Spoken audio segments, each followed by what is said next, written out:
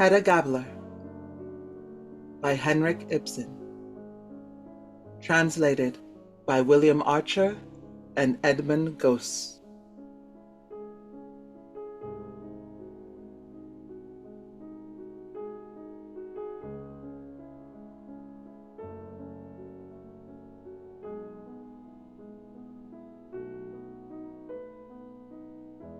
A spacious, handsome, and tastefully furnished drawing room.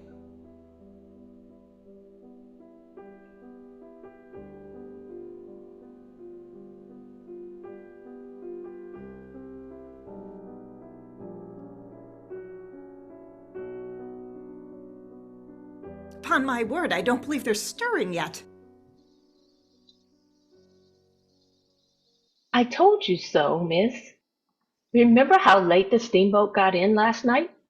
And then, when they got home, good Lord, what a lot of the young miss had to unpack before she could go to bed.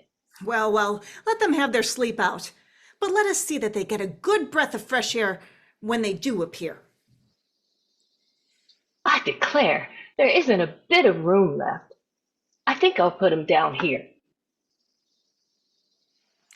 So you've got a new mistress now, my dear Berta. Heaven knows it was a wrench to me to part with you. And do you think it wasn't hard for me too, miss? After all the blessed years I've been with you and Miss Rena? Oh, we must make the best of it, Berta. There was nothing else to be done. George can't do without you, you see. He absolutely can't. He has had you to look after him ever since he was a little boy. Ah, but Miss Julia, I can't help thinking of Miss Rena lying helpless at home there. Poor thing. And with only that new girl, too. She'll never learn to take proper care of an invalid. Oh, I shall manage to train her. And of course, you know, I shall take most of it upon myself. You needn't be uneasy about my poor sister, my dear Berta. Well, but there's another thing, miss. I'm so mortally afraid I shan't be able to suit the young mistress. Oh, well, just at first there may be one Most or two. like she'll be terrible grand in her ways. Well, you can't wonder at that. General Gabler's daughter. Think of the sort of life she was accustomed to in her father's time. Don't you remember how we used to see her riding down the road along with the general in that long black habit and with the feathers in her hat? Yes, indeed. I remember well enough. But, good Lord, I should never have dreamt in those days that she and Master George would make a match of it. Nor I, but by the by, Berta, while I think of it, in your future, you mustn't say Master George. You must say Dr. Tesman. Yes, the young mistress spoke of that too, last night, the moment they set foot in the house. Is it true then, miss?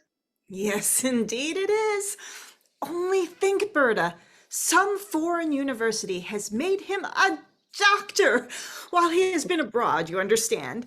I hadn't heard a word about it until he told me himself upon the pier. Well, he's clever enough for anything he is. But I didn't think he'd have gone in for doctoring people. Oh, no, it's not that sort of doctor he is. But let me tell you, we have to call him something still grander before long. You don't say so. What can that be, miss? Wouldn't you like to know? Ah, dear, if my poor brother could only look up from his grave now and see what a little boy has grown into. But bless me, Berta, why have you done this? Taken the chintz off all the furniture? The mistress told me to. She can't abide covers on chairs, she says. Are they going to make this their everyday sitting room then? Yes, that's what I understood from the mistress. Master George, the doctor, he said nothing.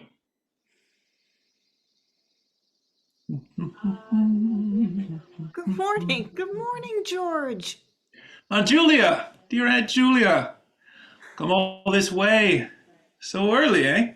Why, of course. I had to come and see how you were getting on.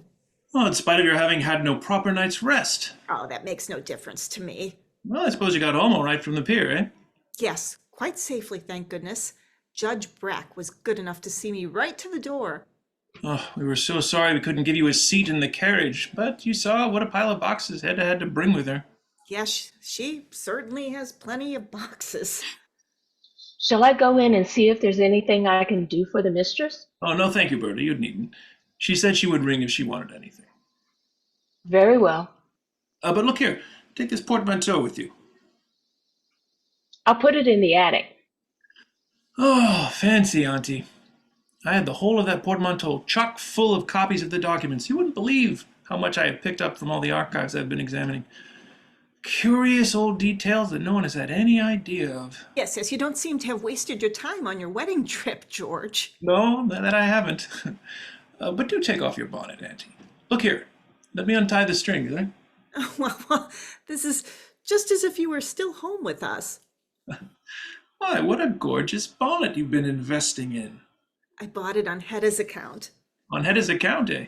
Yes, so that Hedda needn't be ashamed of me if we happen to go out together. No, you always think of everything, Aunt Julia.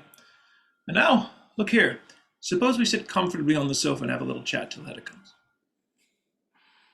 What a delight it is to have you again, as large as life, before my very eyes, George. Oh, my George, my poor brother's own boy. And it's a delight for me, too, to see you again, Aunt Julia. You, who have been father and mother in one to me. Oh, yes. I know you will always keep a place in your heart for your old aunts. And what about Aunt Rena? No improvement, eh? Oh, no, we can scarcely look for any improvement in her case, poor thing. There she lies, helpless, as she has lain for all these years. But heaven grant I may not lose her yet a while, for if I did, I don't know what I should make of my life, George, especially now that I haven't you to look after anymore. There. And to think that here are you, a married man, George, and that you should be the one to carry off HEDDA GABLER, the beautiful HEDDA GABLER. Only think of it. So that she was so beset with admirers. Yes, fancy I have several good friends about town who would like to stand in my shoes. Eh? And then this fine, long wedding tour you've had, more than 5, nearly 6 months. Well, for me, it's been a sort of tour of research as well. I've had to do so much grubbing among old records and to read no end of books too, Auntie. Oh, yes, I suppose so. But listen now, George. Have you nothing special to tell me? As to our journey? Yes? No, I don't know of anything except what I've told you in my letters. I had a doctor's degree conferred on me, but that I told you yesterday. Yes, you did. But what I mean is, haven't you any expectations? Expectations? Why, you know, George, I'm your old auntie. Why, of course I have expectations. I have every expectation of being a professor one of these days. Yes, a professor. Indeed, I may say I am certain of it. But my dear Auntie, you know all about that already. Yes, of course I do. You are quite right there. But we were talking about your journey. It must have cost a great deal of money, George. Well, you see, my handsome traveling scholarship went a good way. But I can't understand how you can have made it go far enough for 2. No, that's not easy to understand. And especially traveling with a lady, they tell me that makes it ever so much more expensive. Oh, yes, of course. It makes it a little more expensive, but Hedda had to have this trip, Auntie. She really had to. Nothing else would have done. No, no, I suppose not. A wedding tour seems to be quite indispensable nowadays. But tell me now, have you gone thoroughly over the house yet? Oh, yes, you may be sure I have. I've been afoot ever since daylight. And what do you think of it all? Oh, I'm delighted. Quite delighted. Only I can't think what we are to do with the 2 empty rooms between this inner parlor and Hedda's bedroom. Oh, my dear George, I dare say you might find some use for them in the course of time. Well, of course, you're quite right, Aunt Julia. I mean, as my library increases, eh? Yes, quite so, my dear boy. It was your library I was thinking of. I'm especially pleased on Hedda's account. Often and often, before we were engaged, she said that she would never care to live anywhere but in Secretary Falk's villa. Yes, it was lucky that this very house should come into the market just after you had started. Yes, Aunt Julia, the luck was on our side, wasn't it? Eh? But the expense, my dear George, you will find it very expensive, all this. Yes, I suppose I shall, Aunt. Oh, frightfully. How much do you think? In round numbers, eh? Oh, I can't even guess until all the accounts come in. Well, fortunately, Judge Brack has secured the most favorable terms for me, so he said in a letter to Hedda. Yes. Don't be uneasy, my dear boy. Besides, I have given security for the furniture and all the carpets. Security? You? My dear Aunt Julia, what sort of security could you give? I have given a mortgage on our annuity. What? On your and Aunt Rena's annuity? Yes, I knew of no other plan, you see. Have you gone out of your senses, Auntie? Your annuity, it's all that you and Aunt Rena have to live upon. Well, don't get so excited about it. It's only a matter of form, you know. Judge Brack assured me of that. It was he that was kind enough to arrange the whole affair for me. A mere matter of form, he said. Yes, that may be all very well, but nevertheless. You will have your own salary to depend upon now. And good heavens, even if we did have to pay up a little, take things out a bit at the start, why, it would be nothing but a pleasure to us. Oh, Auntie, will you never be tired of making sacrifices for me? Have I any other happiness in this world except to smooth your way for you, my dear boy?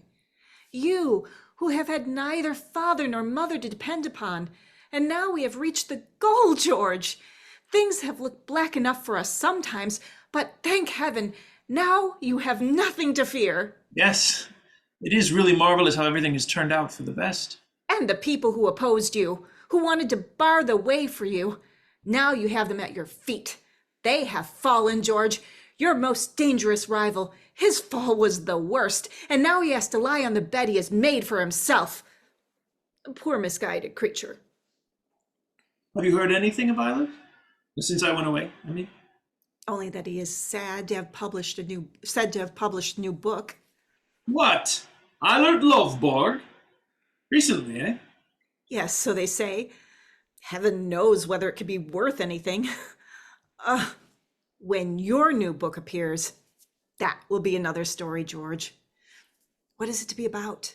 It will deal with the domestic industries of Brabant during the Middle Ages. Fancy! To be able to write on such a subject as that. Well, however, it may be some time before the book is ready. I have all these collections to arrange first, you see. Yes, collecting and arranging. No one can beat you at that. There you are, my poor brother's own son. I'm looking forward eagerly to setting to work at it, especially now that I have my own delightful home to work in.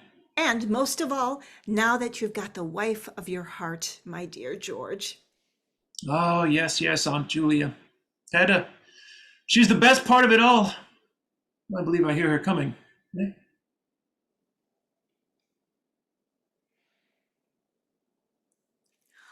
Good morning, my dear Hedda. Good morning, and a hearty welcome. Good morning, dear Miss Tesman. So early a call. That is kind of you. Well, has the bride slept well in her new home? Oh, yes, thanks, passively. Passively, come, that's good, Hedda. You were sleeping like a stone when I got up. Fortunately, of course, one has always to accustom oneself to new surroundings, Miss Tesman, little by little. Oh, there the servant has gone and opened the veranda door and let in a whole flood of sunshine. Well, then we will shut it. Oh, no, not that. Oh, Tesman, please draw the curtains. That will give a softer light. All right. There now, Hedda, you have both shade And fresh air. Yes, fresh air. Oh, we certainly must have fresh air with all these stacks of flowers. But won't you sit down, Miss Tesman? No, thank you. Now that I've seen that everything is all right here, thank heaven, I must be getting home again. My sister is lying longing for me, poor thing. Give her my very best love, Auntie, and say I shall look in and see her later in the day. Yes, yes, I'll be sure to tell her. But by the by, George, I had almost forgotten. I have something for you here. What is it, Auntie? Eh? Well, look here, my dear boy. Well, I declare. Have you really saved them for me, Aunt Julia? Hedda, isn't this touching, eh? Well, what is it? My old morning shoes, my slippers. Indeed. I remember you often spoke of them while we were abroad. Oh, yes, I miss them terribly. Now you shall see them, Hedda. Thanks. I really don't care about it. Only think, ill as she was, Aunt Rena embroidered these for me. Oh, you can't think how many associations cling to them. Scarcely for me. Of course not for Hedda, George. Well, but now that she belongs to the family, I thought. We shall never get on with the servant, Tesmond. Not get on with Berta. Why, dear? What puts that in your head, eh? Look there. She has left her old bonnet lying about on a chair. Why, Hedda. Just fancy if anyone should come in and see it. But Hedda, that's Aunt Julia's bonnet. Is it? Yes, indeed, it's mine. And what's more, it's not old, Madam Hedda. I really did not look closely at it, Miss Tesman. Let me tell you, it's the first time I've worn it. The very first time. And a very nice bonnet it is, too. It's quite a beauty. Oh, it's no such great things, George. My parasol? Here. For this is mine, too, not Berta's. A new bonnet and a new parasol. Only think, Hedda. Very handsome indeed. Yes, isn't it? Eh? But Auntie, take a good look at Hedda before you go. See how handsome she is. Oh, my dear boy, there's nothing new in that. Hedda was always lovely. Yes, but have you noticed what splendid condition she's in? How she is filled out on the journey? Oh, do be quiet. Filled out. Of course, you don't notice it so much now that she has the dress on, but I, who can see... Oh, you can't see anything. Must be the mountain air in the Tyrol. I am exactly as I was when I started. No, so you insist, but I'm quite certain you are not. Don't you agree with me, Auntie? Hedda is lovely. Lovely, lovely. Oh, God bless and preserve Hedda Tesman for George's sake. Oh, let me go. I shall not let a day pass without coming to see you. No, you won't, will you, Auntie? Eh? Goodbye. Goodbye. Huh.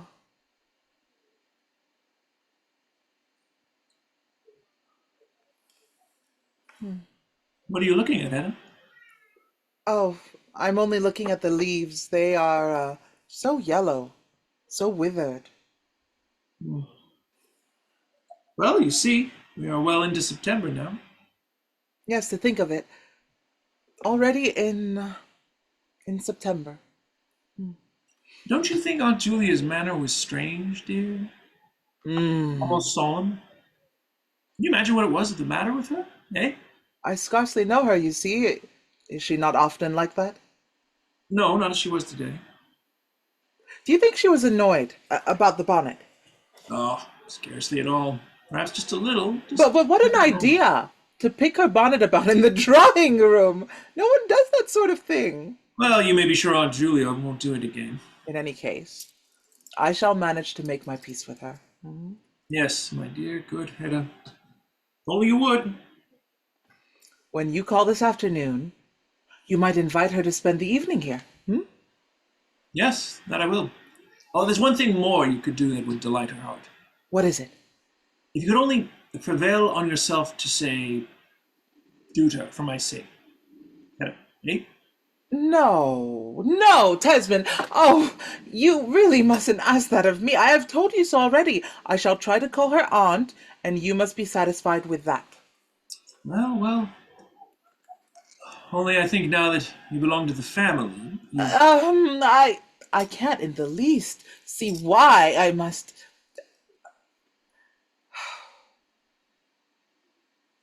Is there anything the matter with you, Hedda? Eh? I'm only looking at my old piano. It doesn't go at all well with all the other things. Well, the first time I draw my salary, we'll see about exchanging it. No exchanging. I don't want to part with it. I suppose we put it in there, in the inner room, and then get another here in its place when it's convenient, I mean. Yes, of course we could do that. Oh, these flowers were not here last night when we arrived. Aunt Julia must have brought them for you. Oh, a visiting card. Shall return later in the day.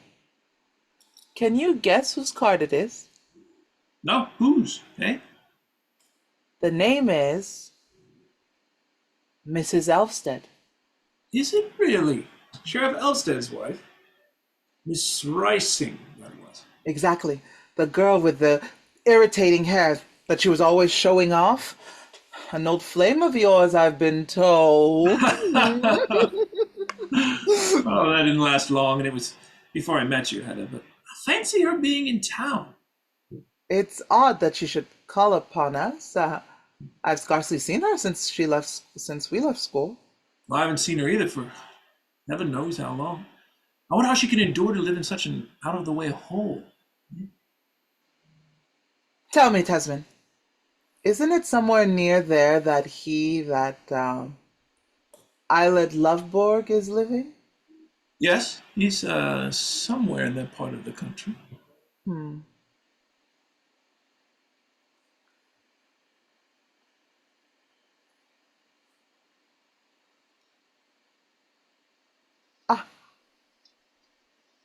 Yes, Berta. That lady, ma'am, that brought some flowers a little while ago is here again. The flowers you have in your hand, ma'am? Is she? Well, please show her in.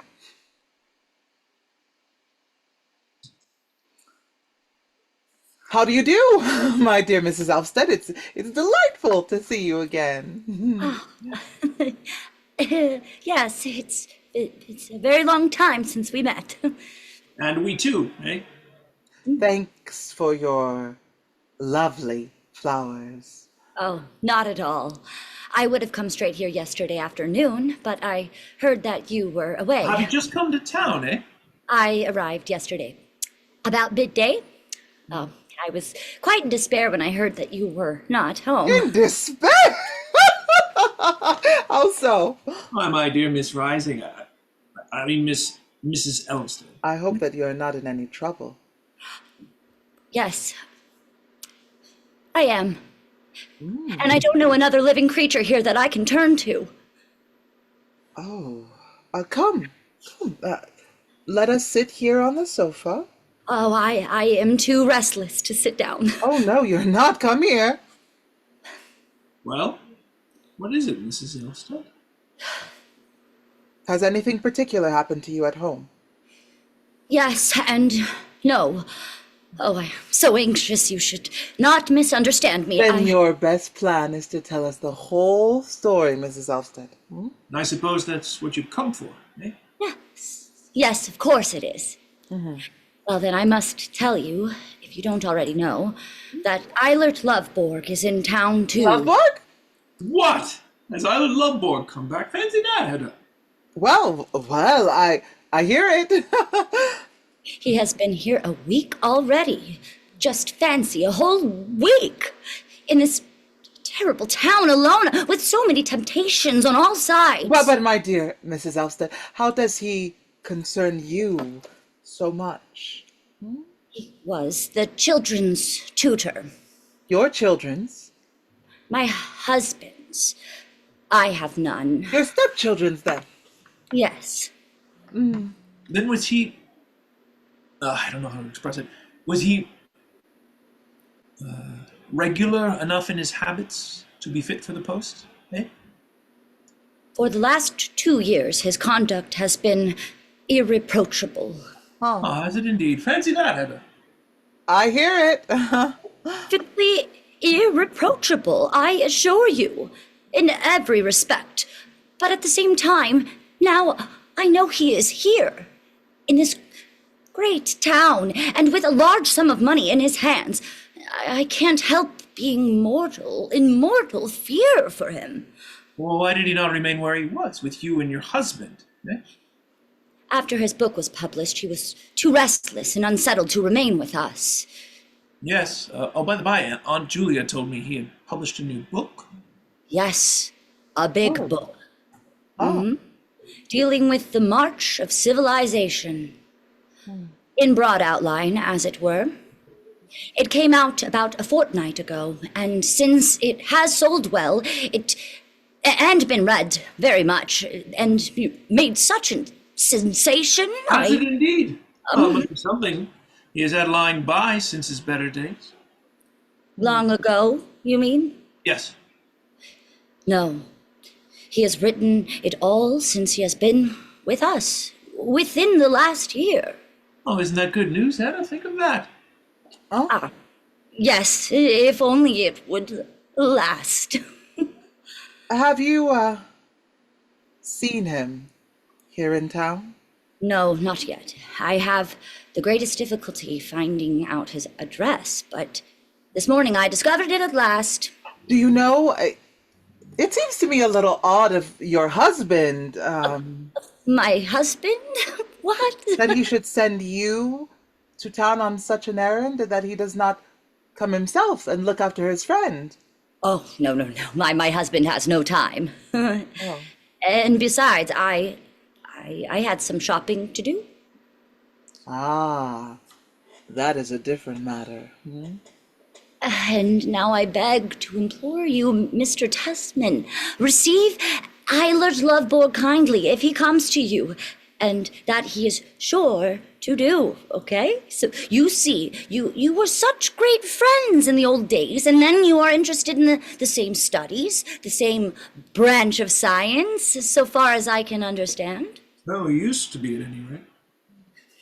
That is why I beg you so earnestly that you too, will keep a sharp eye on him. Oh, you will promise me that, Mr. Tesman, won't you? Oh, with the greatest of pleasure, Miss Rising. ELVSTED. I assure you, I shall do all I possibly can for EILERT. You may rely upon... How very, very kind of you. Thanks. You see, my husband is very fond of him. You ought to write to him, Tesman. Perhaps he may not care to come to you of his own accord. No, perhaps it would be the right thing to do, Hedda, eh? And the sooner the better. Why not at once? Oh, if only you would. All right, this moment. Have you his address, Mrs. Zelsted? Yes. Here it is. Good. Then I'll go in. By the by, my slippers? Ah, here. Be sure you write him a cordial, friendly letter, and a good long one, too. Yes, I will. But please don't say a word to show that I have suggested it. Oh, no. How could you think I would, eh? There. We have killed 2 birds with 1 stone. What do you mean? Could you not see that I wanted him to go? Yes, to write the letter. And that I might speak to you alone.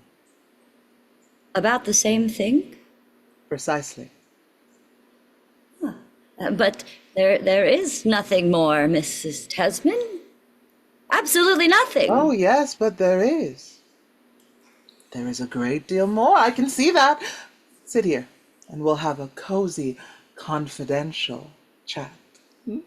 Oh. Ah, but my dear Mrs. Tesman, I was really on the point of going. Oh, you can't be in such a hurry. Well, now tell me something about your life at home. That is just what I care least to speak about. But to me, dear, to me? Why, weren't we schoolfellows? Yes, but you were in the class above me? Oh, how dreadfully afraid of you I was then. Afraid of me? Yes, dreadfully. For when we met upon the stairs, you used to always pull my hair. Did I really? Yes. Yeah. And once you said you would burn it off my head. That was all nonsense, of course. Yes. But I was so silly those days. And since then, too, we have drifted so far apart from each other. Our circles have been so entirely different. Well, then we must try to drift together again. Now listen. At school, we said "du" to each other, and we called each other by our Christian names. No, I am sure you must be mistaken. No, not at all. I can remember quite distinctly. So now, we are going to renew our old friendship. There now. Mwah! You must say "du" to me and call me Hedda. How good and kind you are. I am not used to such kindness. There. Oh, and I shall say "du" to you as in the old days and call you my dear Thora. My name is Thea. Oh, why, of course. I meant Thea. Oh. So, you're not accustomed to goodness and kindness, Thea? Not in your own home? Oh, only if I had a home. Oh. But I haven't any. I've never had a home. I almost suspected as much. Yes.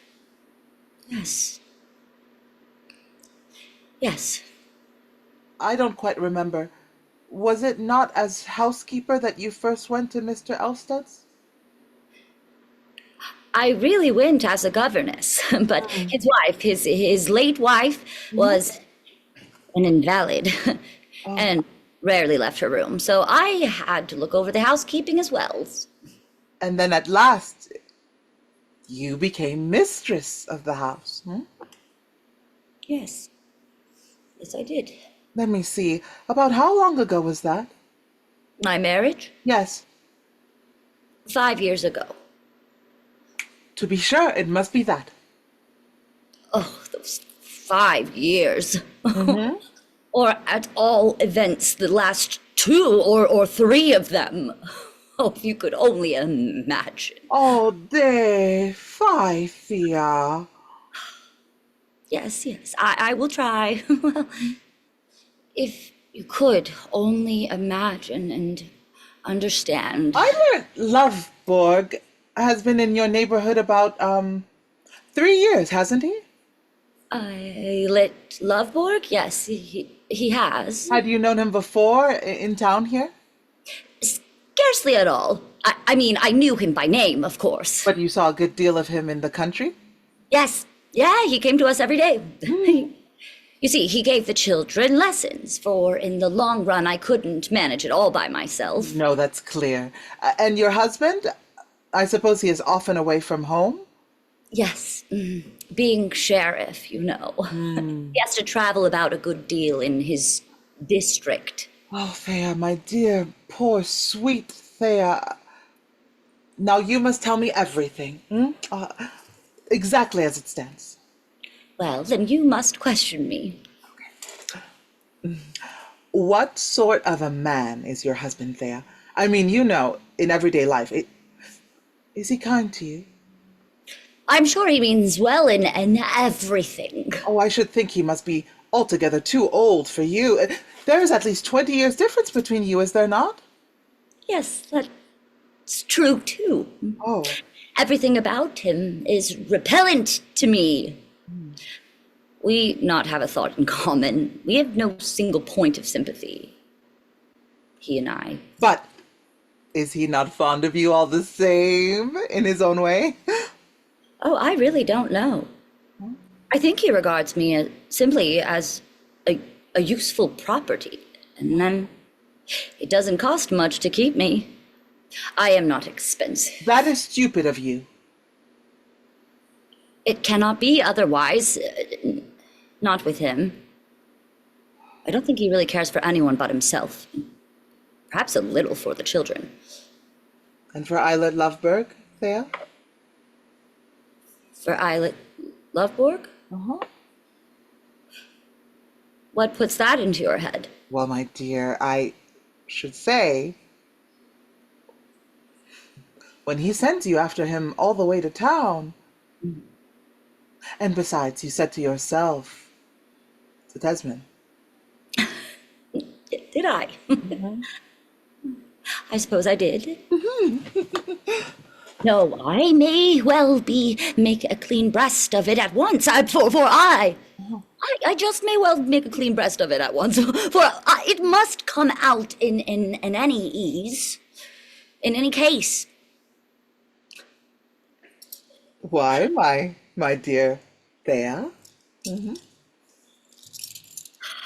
Well, to make a long story short, my husband did not know I was coming. What? Your husband didn't know it? No, of course not. For that matter, he was away from home himself. He was traveling.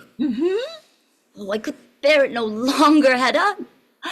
I couldn't indeed, so utterly alone as I should have been in future. Well, and then? So I put together some of my things, what I needed most, Right. as quietly as possible. Uh-huh. And then I left the house. Without a word? Yes. And I took the train to town. Why, my dear good Thea, to think of you daring to do it. What else could I possibly do? But what do you think your husband will say when you go home again? Back to him? Of course. I shall never go back to him again. Then you have left your home for good and all? Yes, there was nothing else to be done. But then, to take flight so openly. Oh, it's impossible to keep things of that sort secret. But what do you think people will say of you, Thea? They may say what they like. For aught I care. I have done nothing but what I had to do. Oh.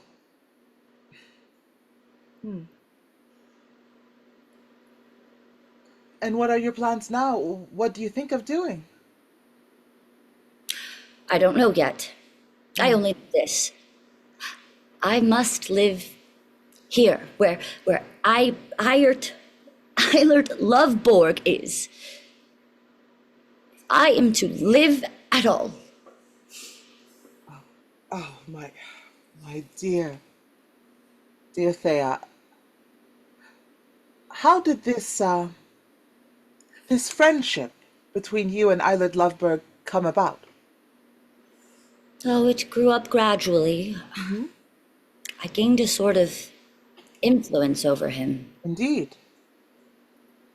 He gave up his old habits, not because I asked him to, for I never dared to do that. But, of course, he saw how repulsive they were to me, and so he dropped them. Then you have reclaimed him, as the saying goes, my little Thea. So he says himself, at any rate. And he, on his side, has made a real human being of me. Taught me to think and to understand so many things. Did he give you lessons too, then? No, not exactly lessons. But he talked to me, talked about such an infinity of things. And then came the lovely, happy time when I began to share his work, when he allowed me to help him. Oh, he did he? Yes, he never wrote anything without my assistance. You were, two good comrades, in fact? Comrades! Yes! Fancy, Hedda. That is the very word he used. Oh! I ought to feel perfectly happy. And yet I cannot.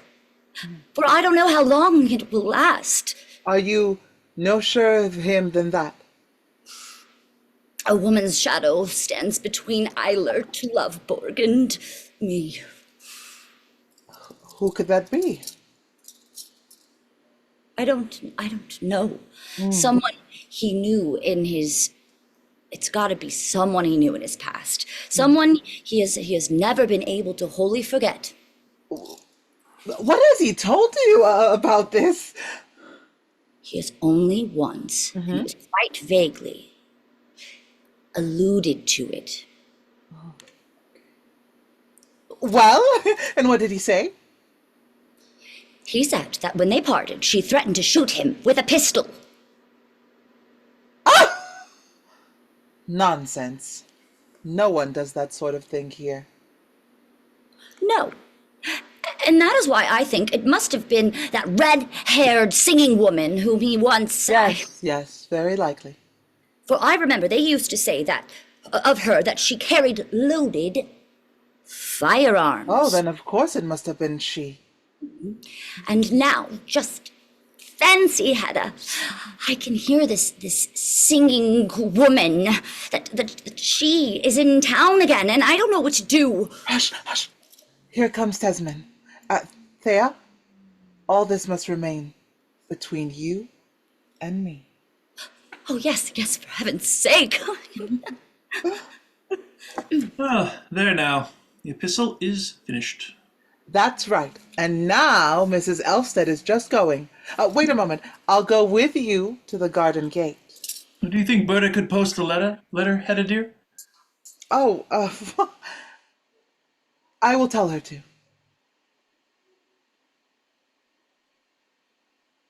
Judge Brack wishes to know if Mrs. Tesman will receive him.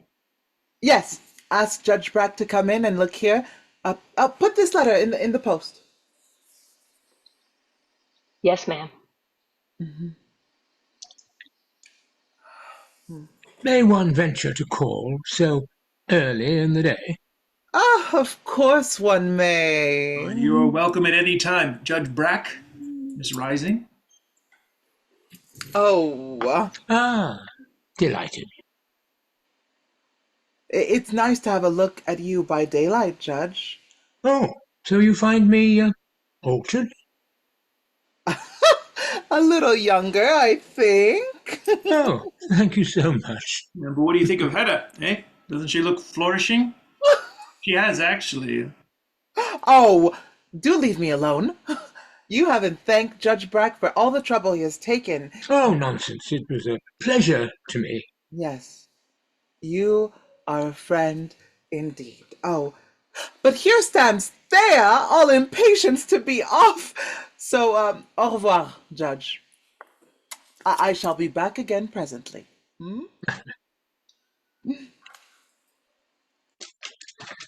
Well, is your wife tolerably satisfied? Oh, yes, we can't thank you sufficiently. Of course, she talks a little of rearrangement here and there. One or two things are still wanting. We shall have to buy some additional trifles. Indeed. But we won't trouble you about these things. Hedda says she herself will look after what is wanting. Shall we sit down? Eh? Oh, thanks for the moment. There is something I wanted to speak to you about, my dear Tesman. Indeed. I understand. I suppose it's the serious part of the frolic that is coming now. Eh? Oh, the money question is not so very pressing, though, for that matter. I wish we had gone a little more economically to work. Oh, but that would have never have done, you know. Think of Hedda, my dear fellow. You who know her so well. I couldn't possibly ask her to put up with a shabby style of living. No, that's just the difficulty. And then, fortunately, it can't be long before I receive my appointment. Well, you see, such things are often apt to hang fire for a long time. Have you heard of anything definite? Well, nothing exactly definite, but by the by, I have one piece of news for you. Well, Your old friend EILERT LOVBORG has returned to town. I know that already. Indeed. How did you learn it? From that lady who went out with Hedda. Really? What was her name? I didn't quite catch it. Mrs. ELVSTED. Ah, Sheriff ELVSTED's wife. Of course. He's been living up in their regions. Fancy. I'm delighted to hear that she is quite a reformed character. Ah, so they say. And then he has published a new book, eh? Yes, indeed he has. And I hear it has made some sensation. Quite an unusual sensation. Fancy. Isn't that good news? The man has such extraordinary talents. I feel so grieved to think that he had gone irretrievably to ruin. That's what everybody thought. I cannot imagine what he will take to now. How in the world will he be able to make his living, eh? Well,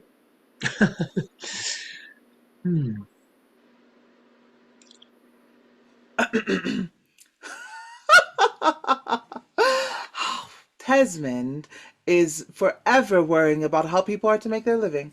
Well, you see, dear, we were talking about poor EILERT LOVBORG.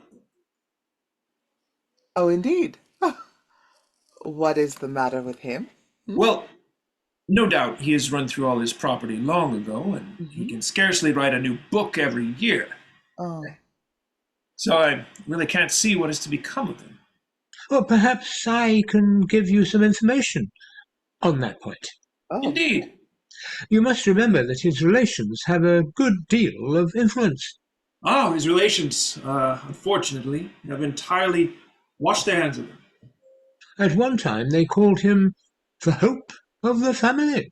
At one time, yes. But he has put an end to all that. Who knows? I hear they have reclaimed him up at Sheriff ELVSTED's. And then this book that he's published. Well, I hope to goodness they may find something for him to do. I've just written to him. I asked him to come and see us this evening, Hedda, dear. But, my dear fellow, you are booked for my bachelor's party this evening. You promised on the pier last night. Had you forgotten, Tesman? Yes, I had utterly forgotten. Oh. No, but it doesn't matter, for you may be sure he won't come. What makes you think that, eh? My dear Tesman, and you too, Mrs. Tesman, I think I ought not to keep you in the dark about something that That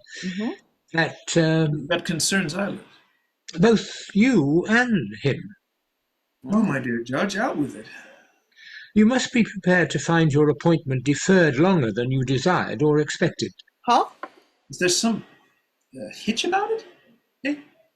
Well, the nomination may perhaps be conditional on the result of a competition. Competition! Think of that, Hedda. But who can my competitor be? Surely not. Yes, precisely. EILERT LOVBORG. Oh, goodness. No, it's quite impossible. Well, that's what it may come to, all the same. Well, but Judge BRACK, it would show the most incredible lack of consideration for me. I mean, just think, I'm a married man. We have married on the strength of these prospects, Hedda and I, and run deep into debt and borrowed money from Aunt Julia, too. Good heavens, they had as good as promised me the appointment, eh? Well, no doubt you will get it in the end, only after a contest. Fancy, Tesman. There will be a sort of sporting interest in that. Why, my dearest Hedda, how can you be so indifferent about it? I am not at all indifferent. I'm most eager to see who wins. In any case, Mrs. Tesman, it is best that you should know how matters stand. I mean, before you set about the little purchases I hear you are threatening. This can make no difference. Indeed. Then I have no more to say. Goodbye. I shall look in on my way back from my afternoon walk and take you home with me. Oh, yes, yes. Your news has quite upset me. Goodbye, Judge, and be sure you call in the afternoon. Many thanks. Goodbye. Goodbye. Goodbye, my dear Judge. You must really excuse me. Oh, Hedda. One should never rush into adventures, eh? Do you do that? Yes, dear, there's no denying. It was adventurous to go and marry and set up house on your expectations.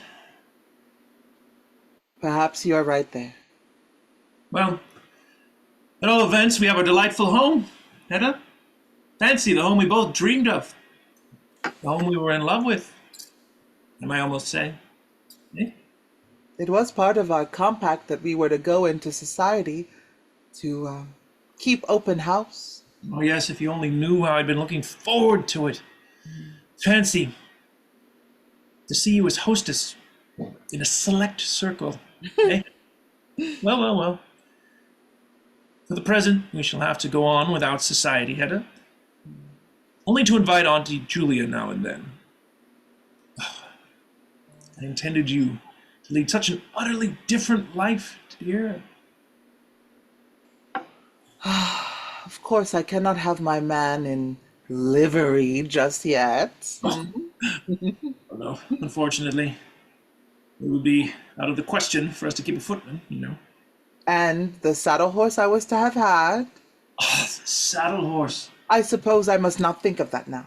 Oh, good heavens, no. That's as clear as daylight. Well, I shall have one thing at least to kill time with in the meantime. Oh, thank heaven for that. What is it, Hedda? Eh? My pistols, George! The pistols?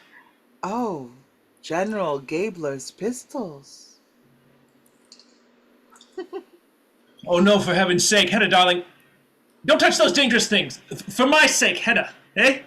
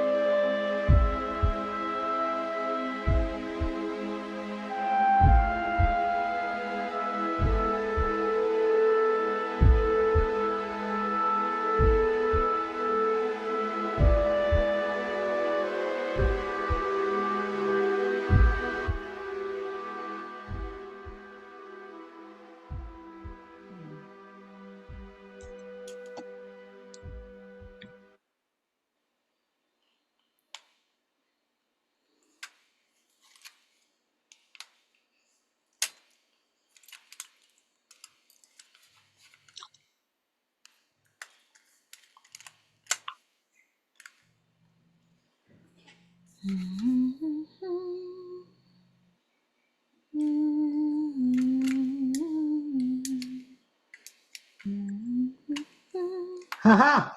Ha ha! Oh, so you're here again, Judge? As you see, Mrs. Tesman.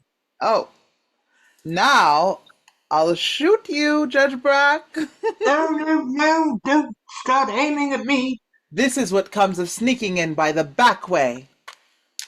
Are you out of your senses?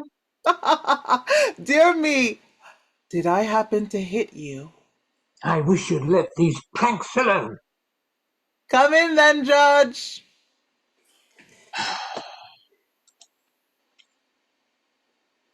What the deuce? Haven't you tired of that sport yet? What are you shooting at? Oh, I'm only firing in the air! Well, allow me, madam. Ah, I know this pistol well. Where is the case? Ah, here it is. Now, we won't play at that game any more today. Then what in heaven's name would you have me do with myself? Have you had no visitors? Not one. I suppose all our set are still out of town. And is Tesman not home either? Oh, no. He rushed off to his aunt's directly after lunch. He didn't expect you so early. How stupid of me not to have thought of that. Why stupid?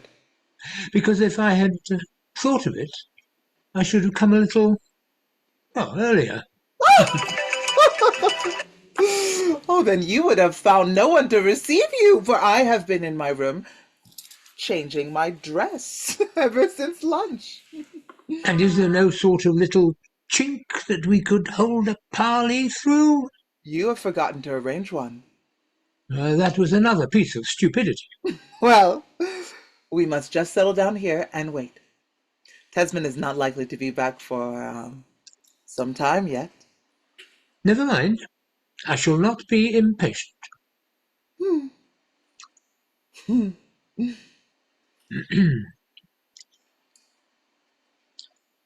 Well, Well, I spoke first. come. Let us have a cosy little chat, Mrs. Hedda. Does it not seem like a whole eternity since our last talk? Of course, I don't count those few words yesterday evening and this morning. You mean since our last confidential talk? Our last tete-a-tete? Well, yes, since you put it so. Not a day passed, but I have wished that you were home again. And I have done nothing but wish the same thing. You? Really, Mrs. Hedda? And I thought you had been enjoying your tour so much. Oh, yes, you may be sure of that. But Tesman's letter spoke of nothing but happiness. Oh, Tesman, you see, he thinks nothing is so delightful as grubbing in libraries and making copies of old parchments or whatever you call them. Well, that is his vocation in life, or part of it at any rate. Yes, of course.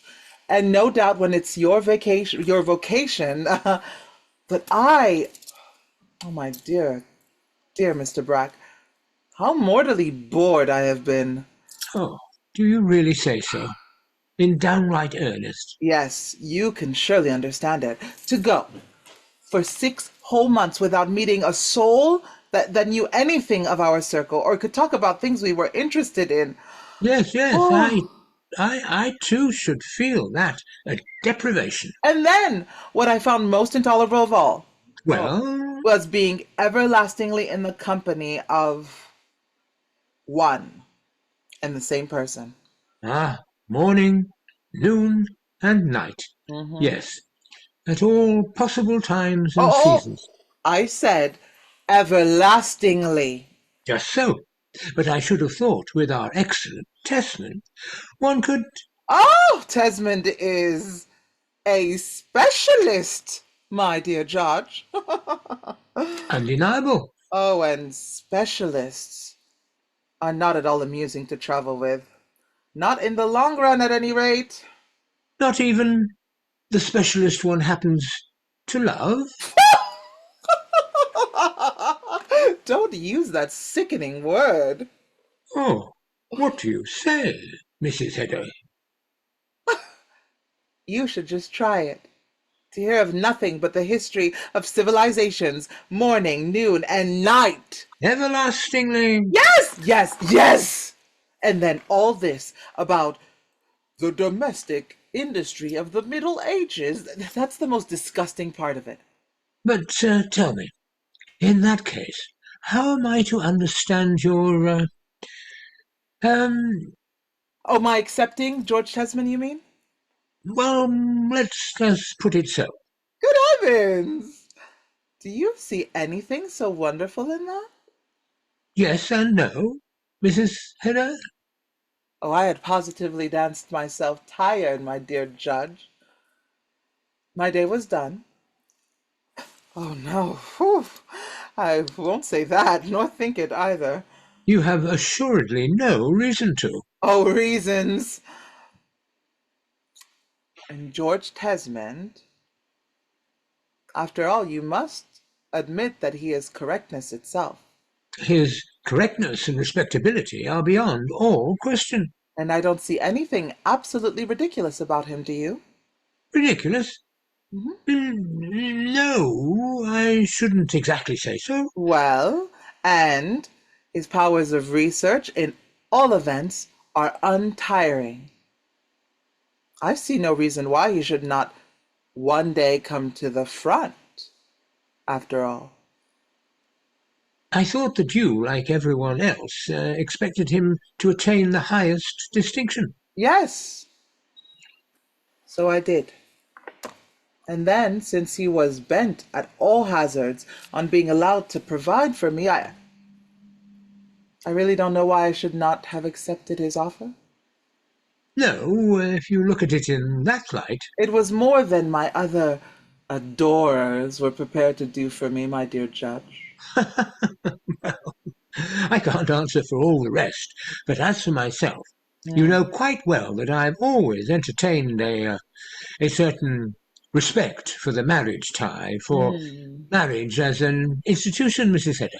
Oh, I assure you, I have never cherished my hopes with respect to you. All I require is a pleasant and intimate interior where I can make myself useful in every way, and am free to come and go as a trusted friend. Of the master of the house, do you mean? Frankly, Uh-huh. of the mistress first of all, but of course of the master too. In the second place, such a triangular friendship, if I may call it so, is really a great convenience for all parties, let me tell you. Oh, yes, I have many a time longed for someone to make a third on our travels. Oh, those railway carriages, tete-a-tete. Well, fortunately, your wedding journey is over now. Oh, not by a long, long way. I have only arrived at a station on the lane. Well, then the passengers jump out and move about a little, Mrs. Hedda. Oh, I never jump out. Really? No, because there is always someone standing by. To look at your ankles, do you mean? Precisely! Well, dear me. Oh, I won't have it. I'd rather keep my seat where I happen to be and continue the tete-a-tete. But suppose a third person were to jump in and join the couple. Ah, that is quite another matter. A trusted, sympathetic friend. With a fund of conversation on all sorts of lively topics. And not the least bit of a specialist. Yes, that would be a relief indeed. Oh, the triangle is completed. And on goes the train. Whew. What a load for a warm day, all these books. Positively perspiring, Hedda. Hello. Are you there already, my dear judge, eh? Berta didn't tell me. Well, I came in through the garden. Oh, what books have you got there? Some new books on my special subjects, quite indispensable to me.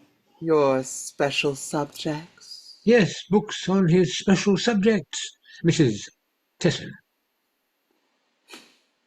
Do you need still more books on your special subjects? Yes, my dear Hedda, one can never have too many of them. Of course, one must keep up with all that is written and published. Yes, yes, I suppose one must. Oh, and look here. I've got hold of Eilert Lovborg's new book, too. Oh, Perhaps you would like to glance through it, Hedda? Eh? no, thank you. Or rather, afterwards, perhaps? I looked into it a little on the way home. Well, what do you think of it, as a specialist? I think it shows quite remarkable soundness of judgment. He never wrote like that before.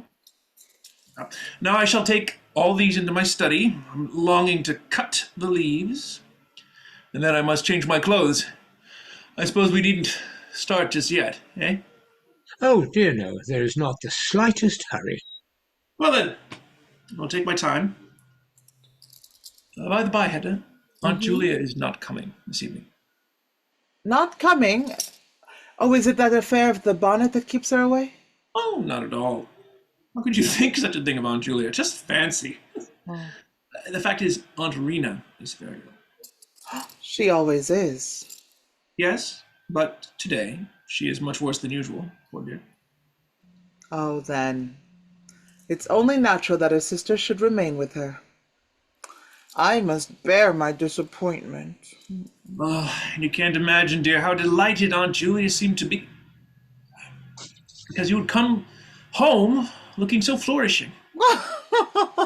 Oh, those everlasting aunts. What? Oh, nothing. All right. What bonnet were you talking about?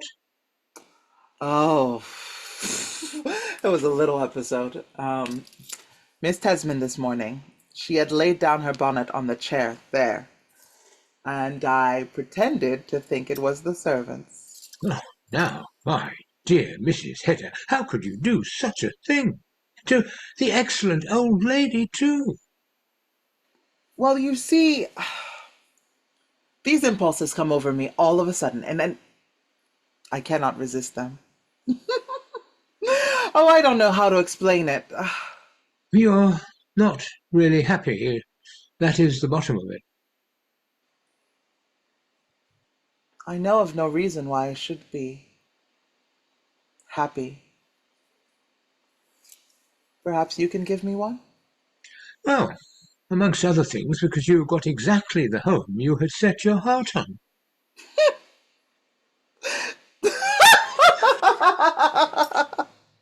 Oh, do you too believe in that legend? Is there nothing in it, then? Oh, yes, there is something to it. Well? Well, there is this in it that I made use of Tesman to see me home from evening parties last summer. I, unfortunately, had to go quite a different way. That's true. I know you were going a different way last summer. Oh, fine, Mrs. Hedda. Well, then, you and Tesman. Well, we happened to pass here one evening. Tesman, poor fellow, was writhing in the agony of having to find conversation, so I took pity on the learned man. You took pity? Yes, I really did. And so, to help him out of his torment, I happened to say, in pure thoughtlessness, that I should like to live in this villa. No more than that? Not that evening. But afterwards? Yes, yes. My thoughtlessness had consequences, my dear judge. Unfortunately, that too often happens. Mrs. Hedda. Thanks. So you see, it was this enthusiasm for Secretary Fox Villa that first constituted a bond of sympathy between George Tesmond and me. From that came our engagement and our marriage and our wedding journey and all the rest of it. Well, well, my dear judge, as you make your bed, so you must lie. I could almost say. This is exquisite. And you really cared not a rap about it all the time. No, heaven knows I didn't. But now that you've made it so home-like for you. The rooms all seem to smell of lavender and dried rose leaves, but perhaps it's Aunt Julia that has brought that scent with her. No, I think it must be a legacy from the late Mrs. Secretary Falk. Yes, there is an odor of mortality about it. It reminds me of a bouquet the day after the ball. Oh, my dear Judge, you cannot imagine how horribly I shall bore myself here. Why should not you, too, find some sort of vocation in life, Mrs. Hedda? A vocation that should attract me. If possible, of course. Heaven knows what sort of a vocation that could be. I often wonder whether... But that would never do either. Who can tell? Let me hear what it is. Whether I might not get Tesman to go into politics, I mean. Tesman. Not really now. Political life is not the thing for him. Not at all in his line.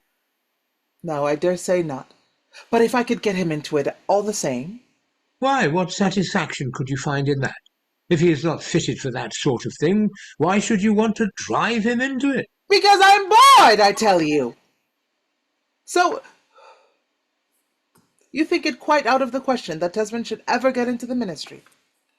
You see, my dear Mrs. Hedda, to get into the ministry, he would have to be a tolerably rich man. Yes! There we have it. It is this genteel poverty I've managed to drop into.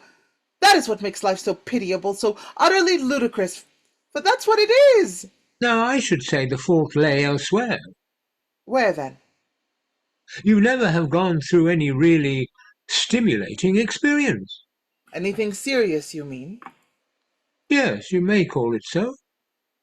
But now you may perhaps have one in store. Oh, you're thinking of the annoyance about this wretched professorship?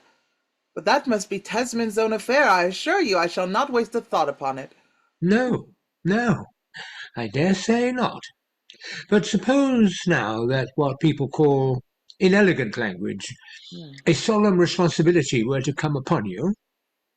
A new responsibility, Mrs. Hedda? Oh, be quiet! Nothing of that sort will ever happen. We will speak again of this a year hence, at the very outside. I have no turn for anything of the sort, Judge Brack. No responsibilities for me. Are you so unlike the generality of women as to have no turn for duties? Whoa, be quiet, I tell you. I often think there is only one thing in the world I have any turn for. And what is that, if I may ask?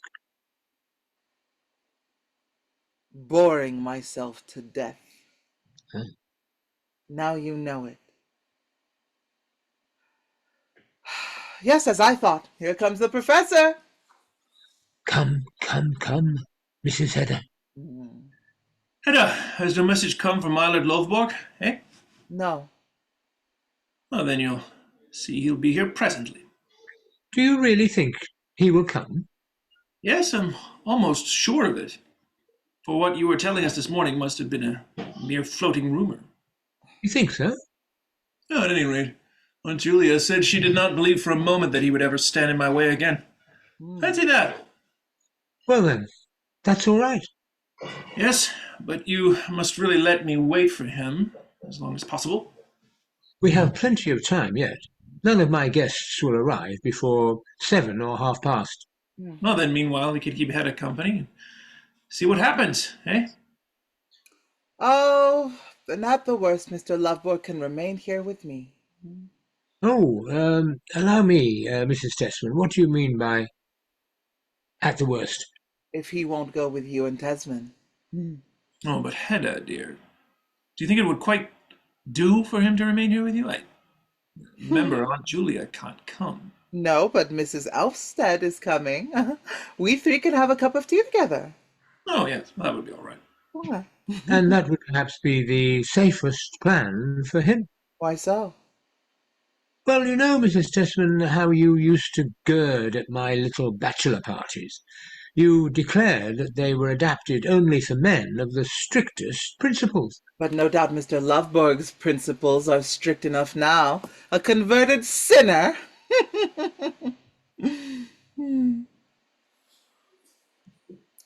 There's a gentleman asking if you're at home, ma'am. Well, show him in. Short is he. Fancy that. Mm-hmm. Well, my dear EILERT, so at last we meet again. Thanks for your letter, Tesman. Will you shake hands with me, Mrs. Tesman? I am glad to see you, Mr. LOVBORG. I don't know whether you two gentlemen... Judge Brack, I think. Oh, yes, in the old days. And now you must make yourself entirely at home, EILERT. Mustn't he, Hedda? For I hear you are going to settle in town again, eh? Yes, I am. Ah, quite right, quite right. Let me tell you, I have got hold of your new book, but I haven't had the time to read it yet. You may spare yourself the trouble. Why so? Because there's very little in it. Oh, just fancy. How can you say so? But it has been very much praised. Mm-hmm. That was what I wanted, so I put nothing into the book but what everyone would agree with. Very wise of you. Well, but, my dear EILERT. For now, I mean to win myself a position again, to make a fresh start. Ah, that is what you wish to do, eh? When one appears, George Tesman, you'll have to read it. This is the real book. The book I have put my true self into. Oh, indeed. What is it? It is the continuation The continuation. Of what? of the book, Of the new book. of course. Why, my dear EILERT? Does it not come down to our own days? Yes, it does. And this one deals with the future. With the future? But, good heavens, we know nothing of the future. No, but there is a thing or two to be said about it all the time. Look here. Why? It's not your handwriting. I dictated it. It falls into two sections. The first deals with the civilizing forces of the future. Here's the second. Forecasting the probable line of development. Oh, how odd now. I should never have thought of writing anything of that sort. Oh, I dare say not. I brought it, thinking I might read you a little of it this evening. Well, that was very good of you, EILERT. But this evening, I don't see how we can manage it. Well then, some other time. There's no hurry. I must tell you, Mr. Lovberg, there is a little gathering at my house this evening, mainly in honor of Tesman, you know. Oh, and I won't detain you.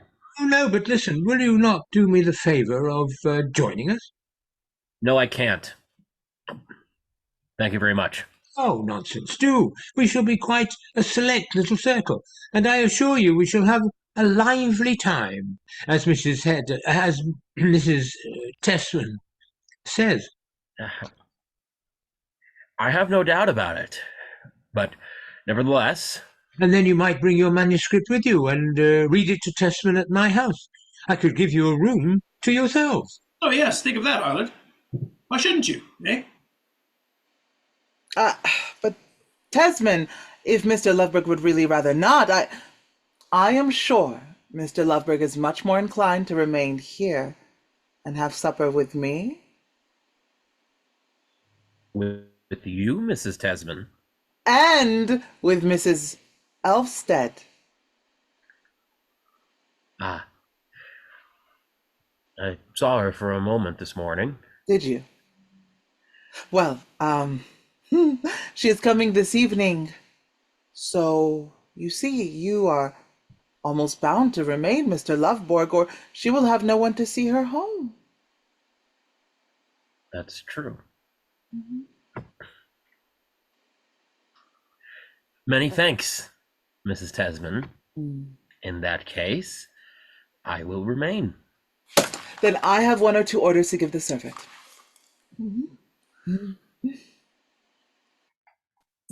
Tell me, EILERT, is this new subject, the future, that you're going to lecture about? Yes. They told me at the booksellers that you're going to deliver a course of lectures this autumn. That is my intention. I hope you won't take it all, Tesman. Oh, no, not in the least. But I can quite understand that it must be very disagreeable to you. oh, I can't expect you to, out of consideration for me, to... But I shall wait till you have received your appointment. Will you wait? Yes, but are you not going to compete with me, eh? No. It is only the moral victory I care for. Why, bless me. Then Aunt Julia was right after all. Oh, yes. I knew it. Hedda, just fancy. EILERT LOVBORG is not going to stand in our way. Our way? Pray leave me out of the question. And you, Judge Brack, what do you say to this, eh? Well, I say that a moral victory, may be all very fine. Oh, yes, certainly, but all the same. Well, you stand there looking as if you were thunderstruck. Yes, so I am. I almost think. Don't you see, Mrs. Tesman, a thunderstorm has just passed over. Will you not take a glass of cold punch, gentlemen? The stirrup cup, yes. It wouldn't come amiss. Capital idea, Hedda. Just the thing. Oh, now the weight has been taken off my mind. Will you not join them, Mr. Lovborg? No, thank you. Nothing for me. Why, bless me, cold punch is surely not poison. Perhaps not for everyone. I will keep Mr. Lovborg company in the meantime. Yes, Hedda dear. Do.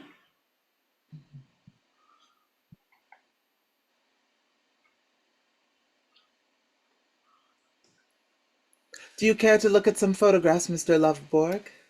You know, Tesman and I made a tour in the Tyrol on our way home. Do you see this range of mountains, Mr. Lovborg? It's the Ordler group. Tesman has written the name underneath. Here it is. The Ordler group near Wren. HEDDA Gabler? Hush! HEDDA Gabler. That was my name in the old days, when we two knew each other. And I must teach myself never to say HEDDA Gabler again. Never. As long as I live. Yes, you must. And I think you ought to practice in time. The sooner the better, I should say. HEDDA Gabler married? And married to George Tesman?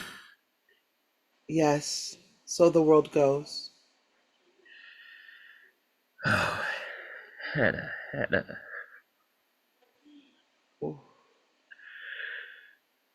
How could you throw yourself away?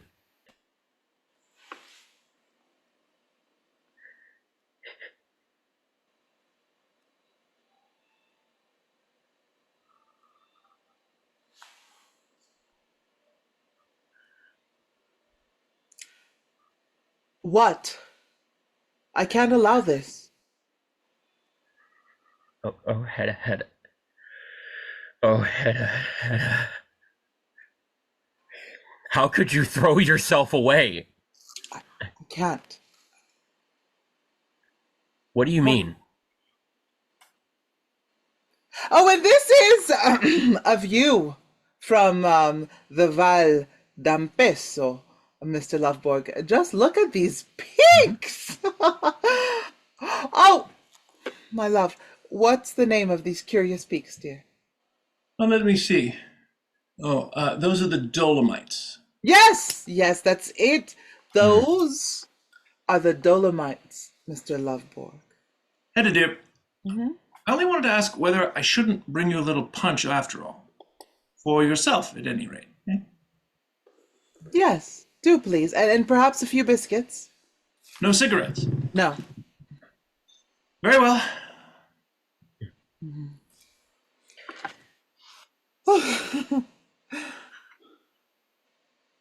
Answer me, Hedda. How could you go and do this?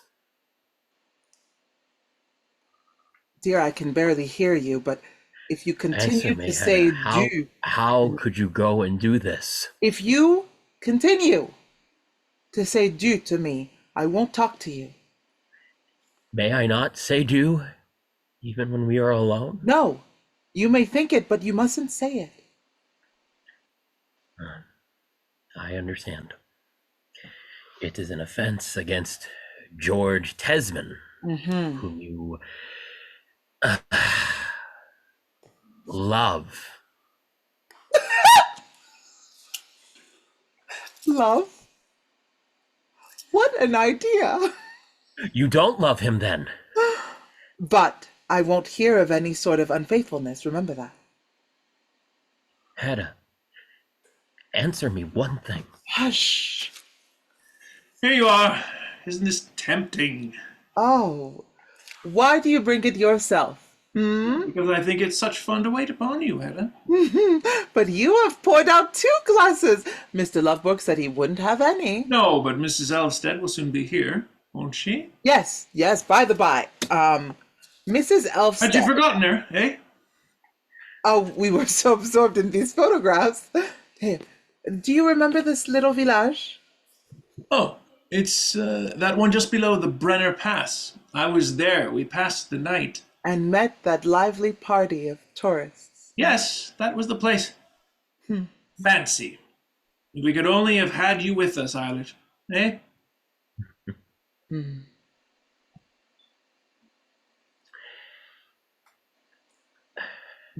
Answer me one thing, Hedda. Well? Was there no love in your friendship for me either? Oh, God. Not even a spark? Not a tinge of love in it? I wonder if there was. To me, it seems as though we were 2 good comrades. 2 thoroughly intimate friends. You especially were frankness itself. It was you that made me so. As I look back upon it all, I think there was really something beautiful, something fascinating, something daring in that secret intimacy, that comradeship, which no living creature so much as dreamed of. Yes, Hedda. Was there not? When I used to come to your father's in the afternoon, and the general sat over at the window reading his papers, with his back toward us. And we 2 on the corner sofa. Always with the same illustrated paper before us. For want of an album, yes? Yes, Hedda. And when I made my confessions to you, told you about myself, things that at that time no one else knew. There I would sit and tell you of my escapades, my days and nights of devilment. Oh, Hedda. Oh. What was the power in you that forced me to confess these things? Do you think it was any power in me? How else can I explain it? And all those roundabout questions you used to put to me. Which you understood so particularly well. How could you sit and question me like that? Question me, quite frankly. Oh, in roundabout terms, please observe. Yes, but frankly, nevertheless. Cross-question me about all that sort of thing. And how could you answer, Mr. LOVBORG? Yes, that is just what I can't understand. In looking back upon it. But tell me now, Hedda, was there not love at the bottom of our friendship? On your side, did you not feel as though you might purge my stains away? If I made you my confessor, was it not so?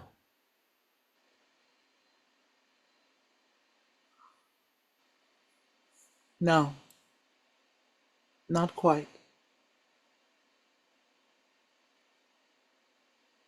What was your motive then?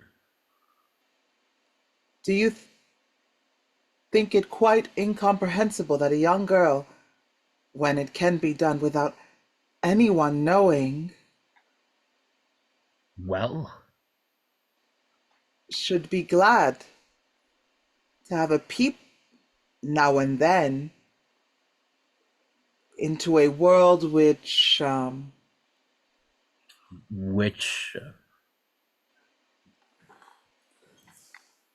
she is forbidden to know anything about. so that was it? Partly, I almost think. Comradeship in the thirst for life. But why should not that, at any rate, have continued? The fault was yours. It was you that broke with me. Yes, when our friendship threatened to develop into something more serious. Shame upon you, Eilert LOVBORG. How could you think of wronging your frank comrade? Oh. Why did you not carry out your threat? Why did you not shoot me down? Because I have such a dread of scandal. Yes, Hedda, you are a coward at heart. Yes, a terrible coward. But it was a lucky thing for you, and now you have found ample consolation at the ELVSTEDs. I know what Thea has confided to you. And perhaps you have confided to her something about us? Not a word. She is too stupid to understand anything of that sort. Stupid? She is stupid about matters of that sort. And I am cowardly. But now, I will confide something to you.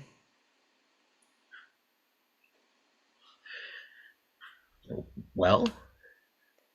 The fact that I dared not shoot you down, Yes? that was not my errant cowardice that evening.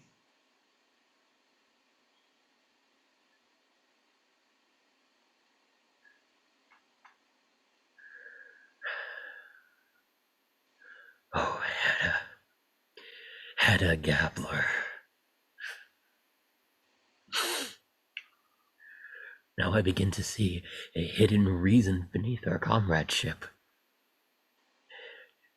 You and I.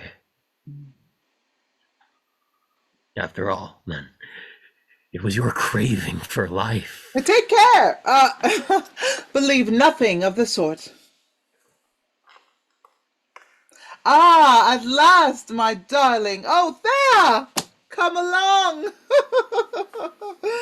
Oh, my sweet Thea, you cannot think how I have been longing for you.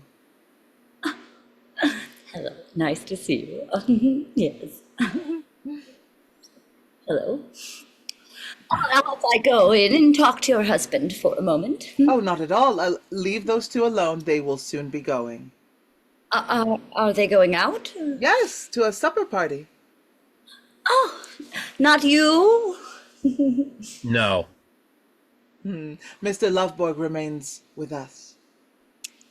Oh, well, how nice it is here. Oh, no, thank you. My little Thea, not there. You'll be good enough to come over here to me. I will sit between you. Yes, just as you please.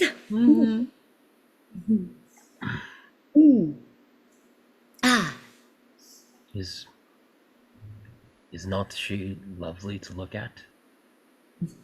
Only to look at.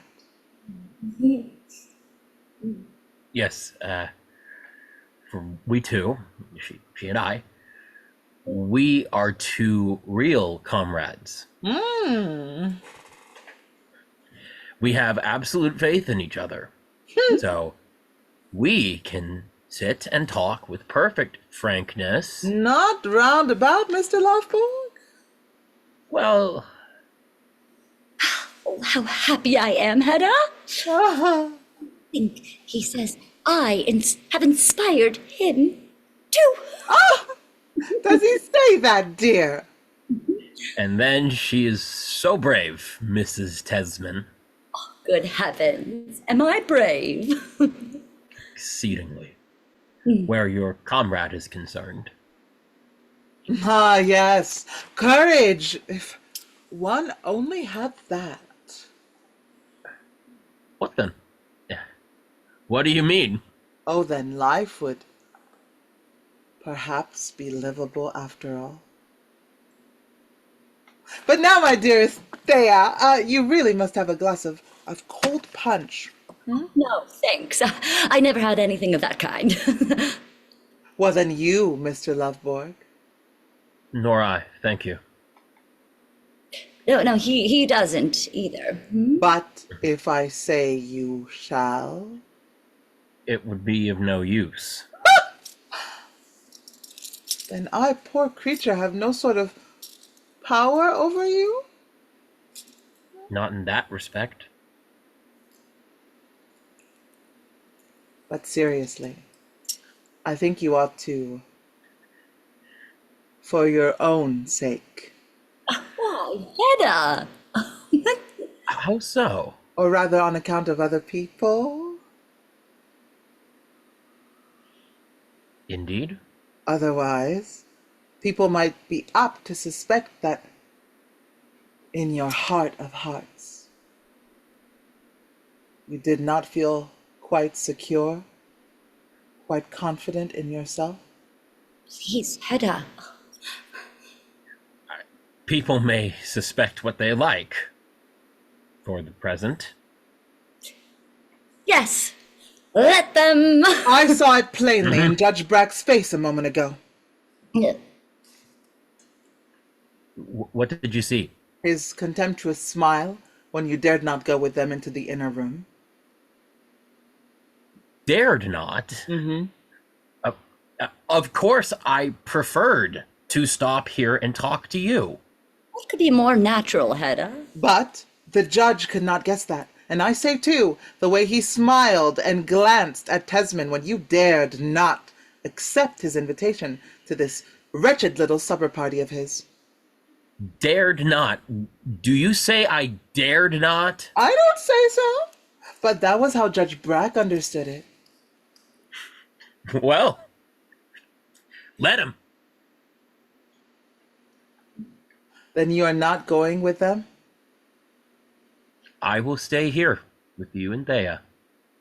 Yes, Hedda. How can you doubt that? Firm as a rock. Mm. Faithful to your principles now and forever. Oh, that is how a man should be. Well, now, what did I tell you when you came to us this morning in such a state of distraction, Mrs. ELVSTED? Distraction? Hedda! Oh, Hedda! You can see for yourself you haven't the slightest reason to be in such mortal terror. There. Now we can all three enjoy ourselves. What is all this, Mrs. Tesman? Oh my God, Hedda, what are you saying? What are you doing? Don't get excited. That horrid Judge Brack is sitting watching you.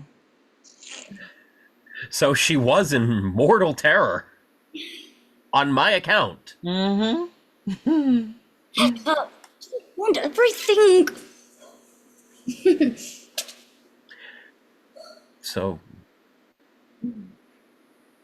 that was my comrade's frank confidence in me. Mm-hmm. Oh, my dearest friend, only let me tell you,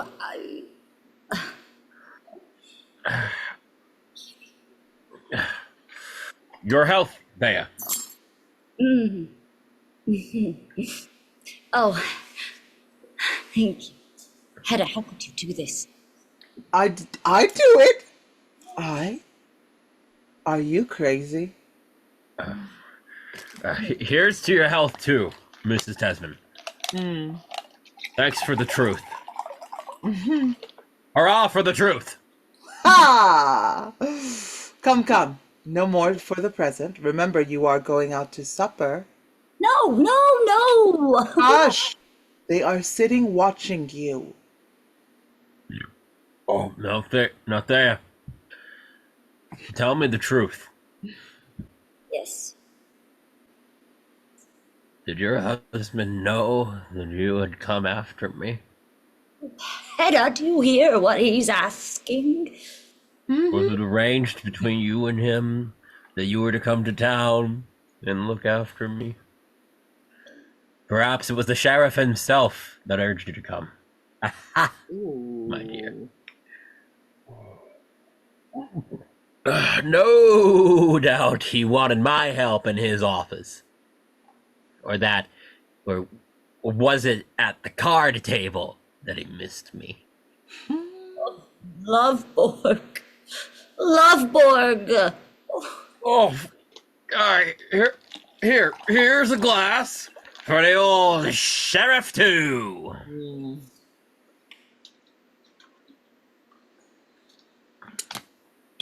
Oh, no more just now. Remember, you have to read your manuscript to Tesman.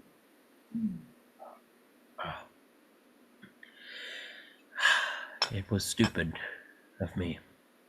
All this. Taya? To take it in this way, I mean.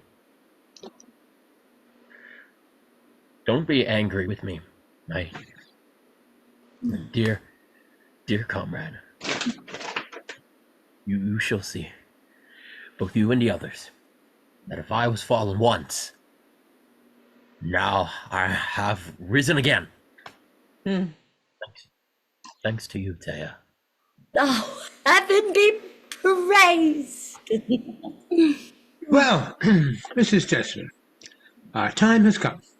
I suppose it has. Mine too, Judge Brack. Oh, LOVBORG, don't do it. They can hear you. Oh! Yeah. You were good enough to invite me. Well, are you coming after all? Yes. Many thanks. I'm delighted.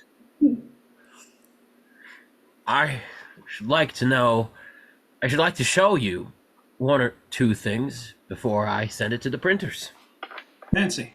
That will be delightful. But, Hedda dear, how is Mrs. ELVSTED to get home, eh? Oh, that can be managed somehow. Mrs. ELVSTED? Mm-hmm.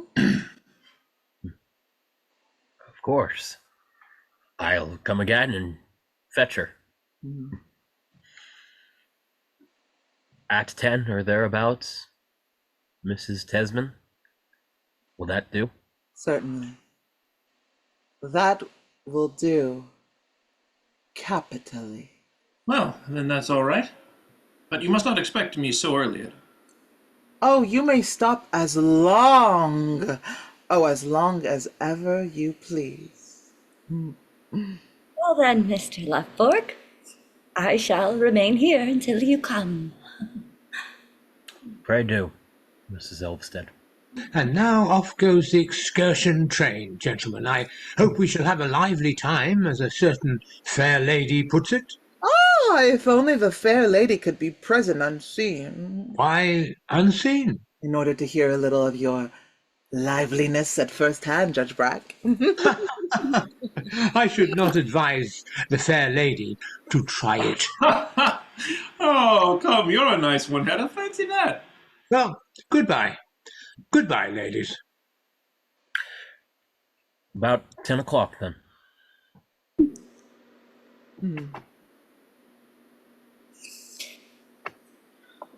Hedda, Hedda, what will come out of all of this? At 10 o'clock, he will be here.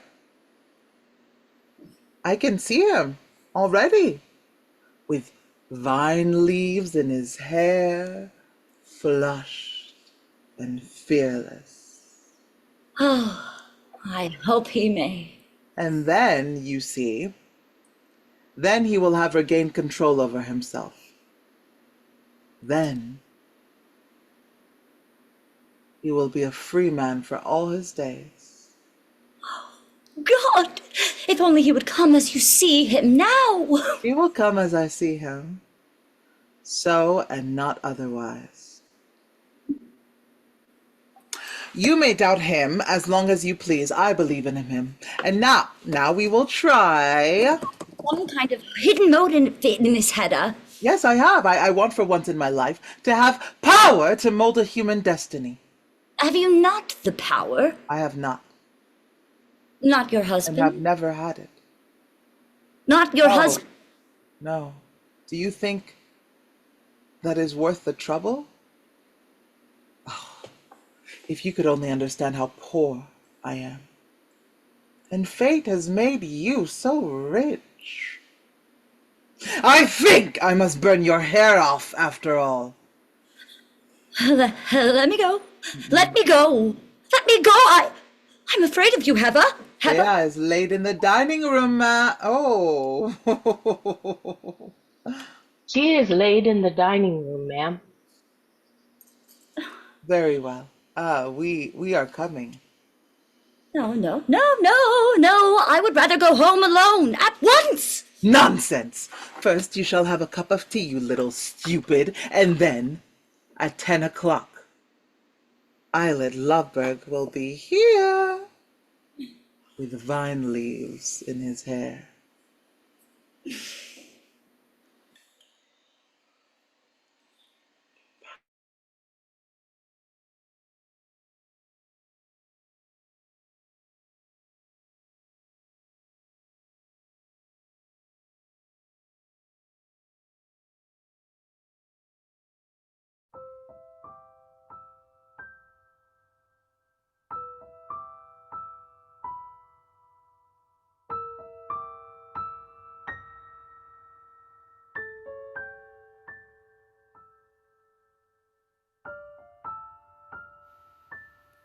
The curtains are drawn over the middle doorway,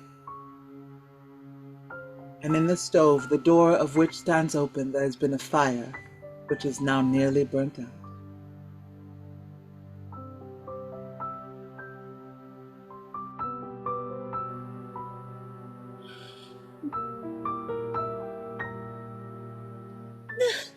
Not yet.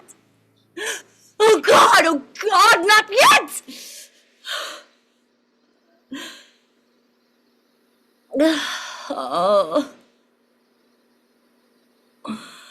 Well, has anyone come? Yes, a girl has come, brought this letter. A letter? Give it to me. No, it's for Dr. Tesman, ma'am. Oh, indeed. It was Miss Tesman's servant that brought it. I lay it here on the table. Yes, do. I think I had better put out the lamp. It's smoking. Yes, yes, yes. Put it out. It must soon be daylight now. It is daylight already, ma'am. Yes. Oh, yes, broad day. And no one has come back yet. Lord bless you, ma'am. I guessed how it would be. You guessed? Yes. When I saw that a certain person had come back to town and that he went off with them. Well, we've heard enough about that gentleman before now. Don't speak so loud. You'll waken Mr. Tesman. Mrs. Tesman, or either. No, no. Let her sleep. Poor thing. Shan't I put some wood on the fire? Thanks. Not for me. Oh, very well.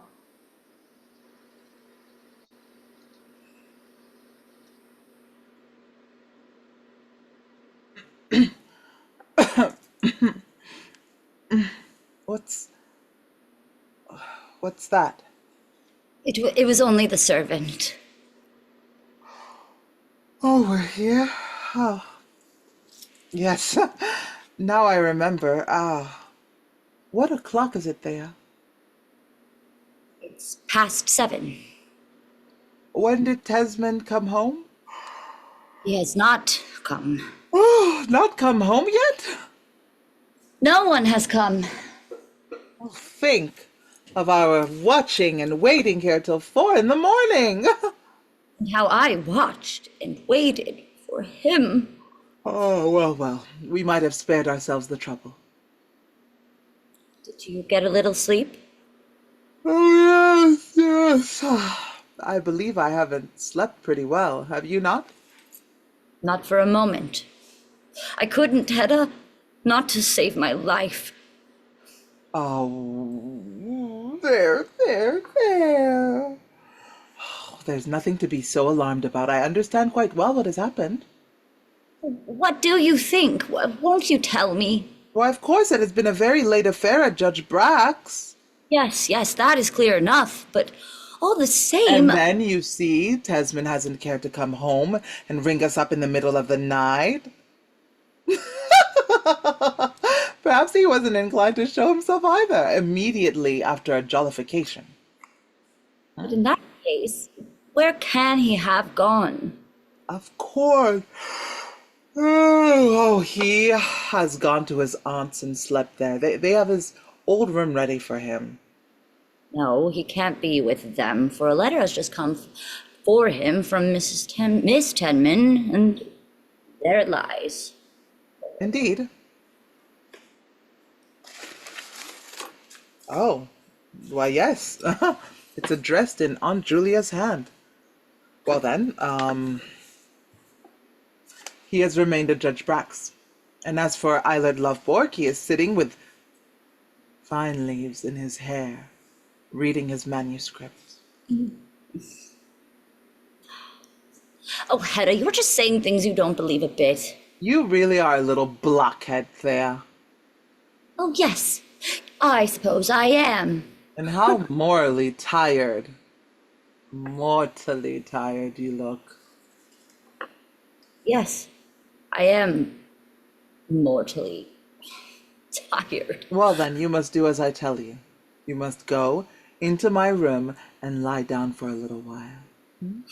No, I shouldn't be able to sleep. I am sure you would. But your husband is certain to come home soon now, and then I want to know... I shall take care to let you know when he comes. Do you promise me, Hedda? Yes. Rely upon me. Just you go in and have a sleep in the meantime. Hmm? Thanks. Then I'll try.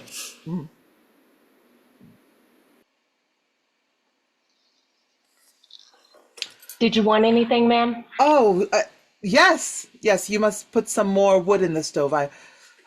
I'm shivering. Bless me. I'll make up the fire at once. That was a ring at the front door, ma'am. Oh, then go to the door. I will look after the fire. It'll soon burn up.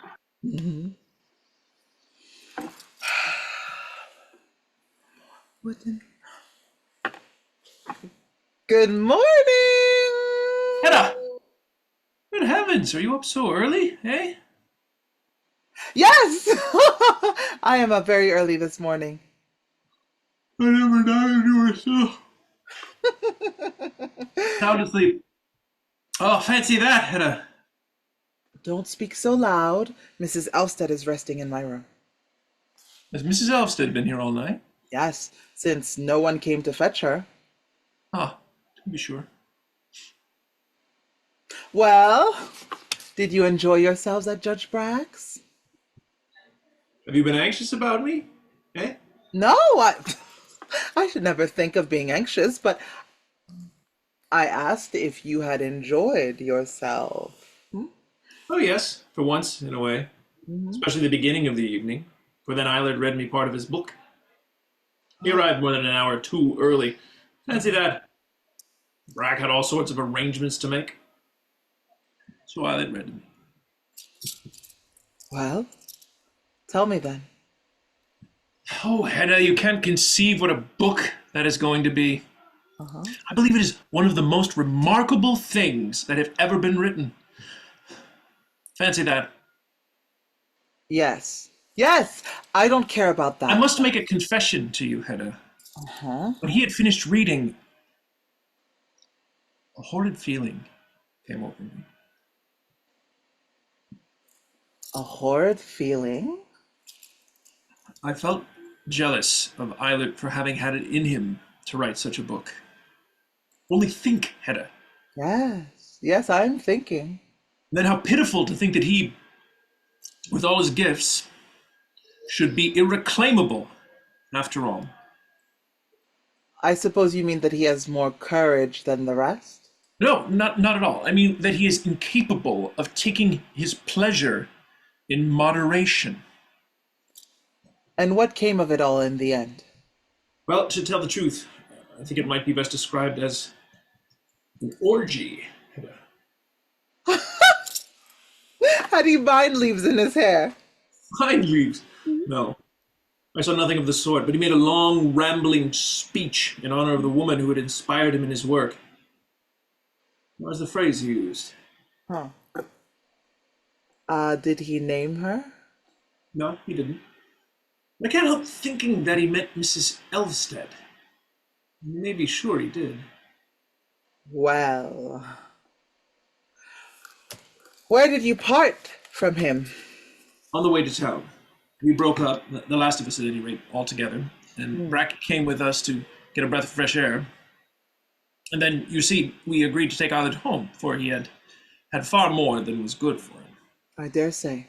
But now comes the strange part of it, Hedda, or I should rather say, the melancholy part of it. I declare, I am almost ashamed, on EILERT's account, to tell you. Oh, go on. Well, as we were getting near town, you see, I happened to drop a little behind the others, only for a minute or two. Fancy that. Yes, yes, yes, but... And then, as I hurried after them, what do you think I found by the wayside, eh? Oh, how should I know? You mustn't speak of it to a soul, Hedda, do you hear? Promise me. For EILERT's sake. Fancy, dear, I found this. Is not that the parcel he had with him yesterday? Yes, it is the whole of his precious, irreplaceable manuscript. And he had gone and lost it and knew nothing about it. Oh, fancy, Hedda. So deplorably. But why did you not give it back the parcel at once? I didn't dare to. In the state he was then in? Did you not tell any of the others that you had found it? Oh, far from it. You could surely understand that for EILERT's sake. I wouldn't do that.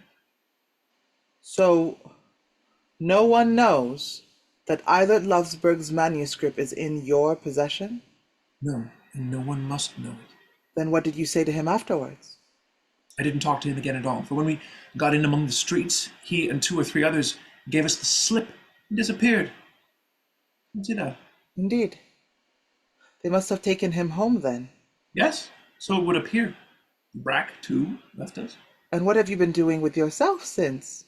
Well, I and some of the others went home with one of the party, a jolly fellow, and took our morning coffee with him, or perhaps I'd rather call it our night coffee. But now, when I have rested a little and given either poor fellow time to have a sleep out, I must take this back to him. No! No. Don't give it to him. Not in such a hurry. I mean, let me read it first.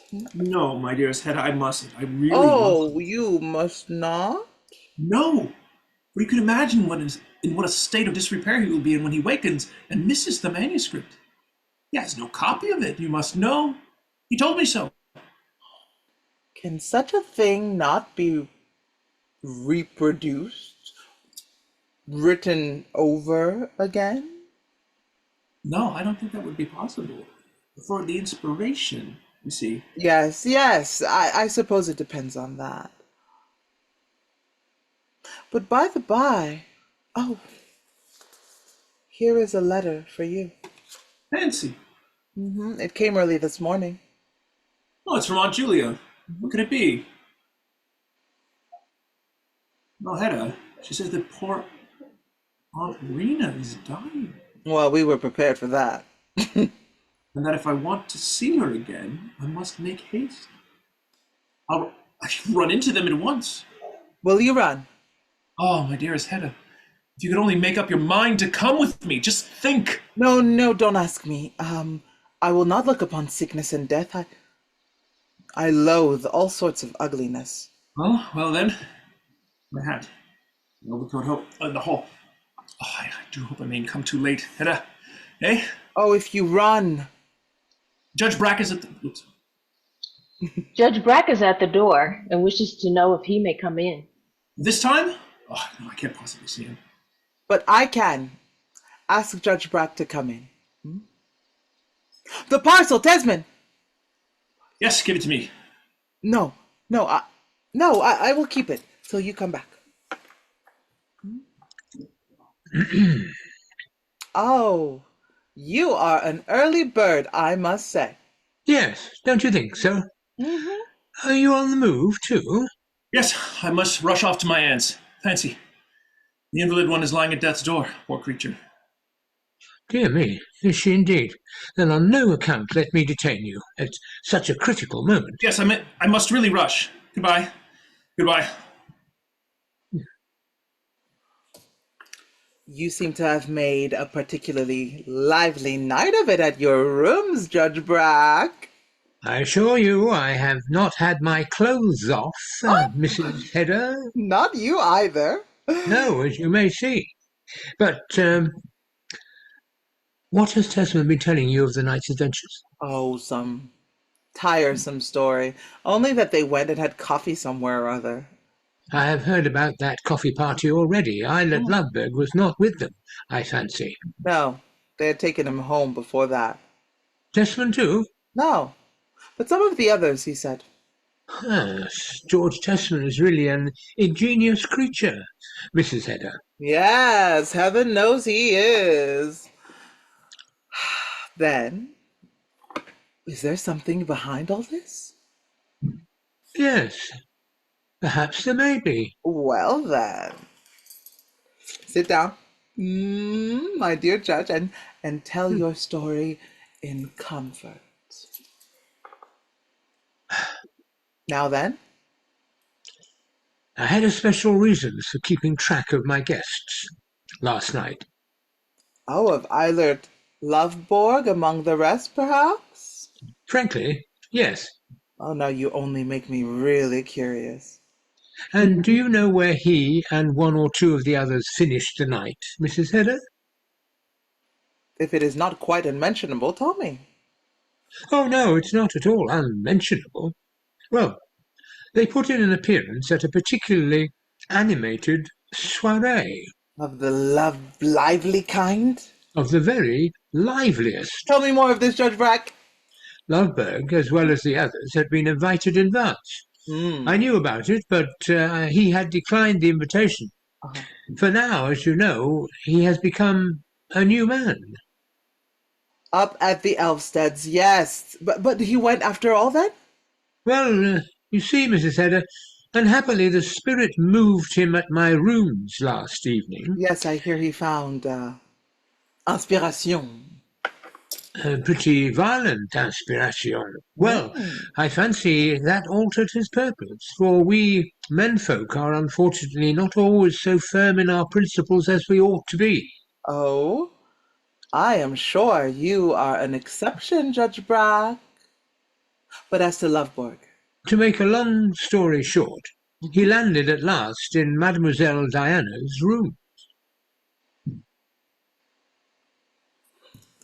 Mademoiselle Diana's?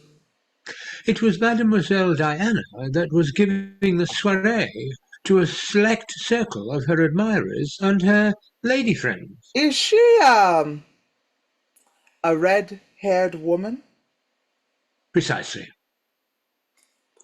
A sort of a, singer? Oh, yes, in her leisure moments. And moreover, a mighty huntress of men, Mrs. Hedda. You have no doubt heard of her. EILERT LOVBORG was one of her most enthusiastic protectors in the days of his glory. And how did all this end? Well, far from amicably, as it seems. After a most tender meeting, they seem to have come to blows. LOVBORG, she? Yes. He accused her, or her friends, of having robbed him.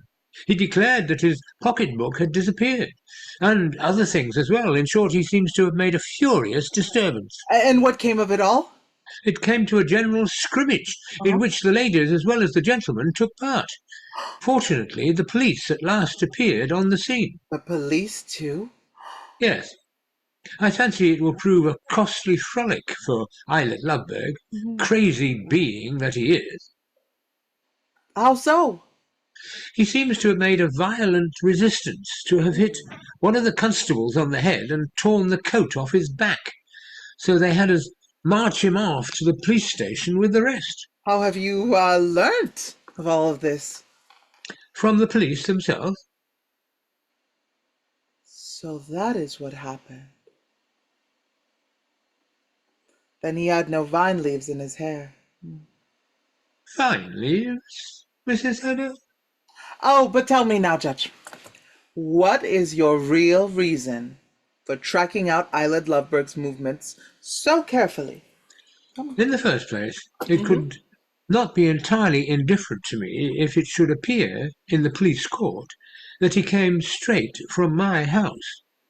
Will the matter come into court then? Of course.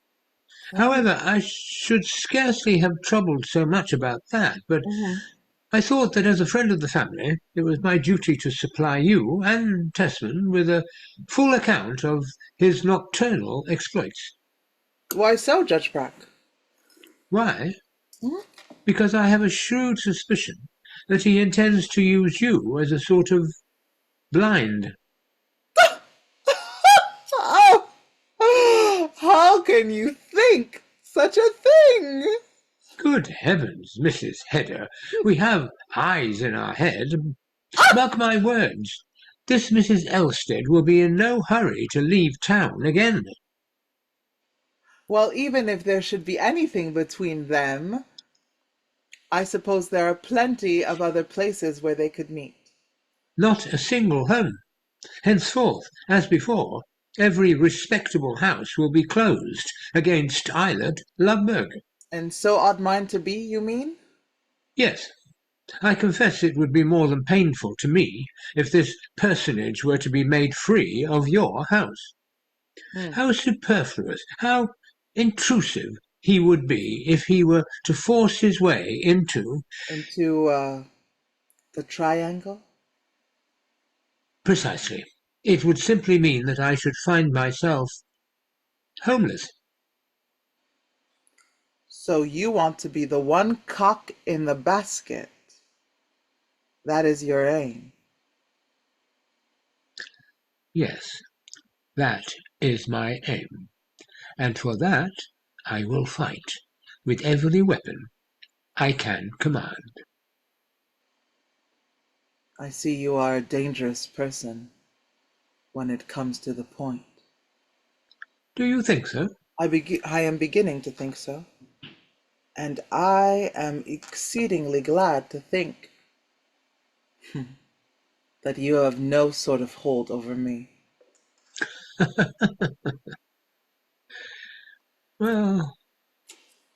Well, Mrs. Hedda, perhaps you are right there. If I had, who knows what I might be capable of. Come now, Judge Brack. That sounds almost like a threat. Oh, not at all. The triangle, you know, ought, if possible, to be spontaneously constructed. There I agree with you. Well, now I have said all I had to say, and I had better be getting back to town. Goodbye, Mrs. Hedda. Are you going through the garden? Yes, it's a short cut for me. And then it is a back way, too. Quite so. I have no objection to back ways. They may be piquant enough at times. When there is ball practice going on, you mean? Oh, people don't shoot their tame poultry, I fancy. Oh no! When there's only one cock in the basket.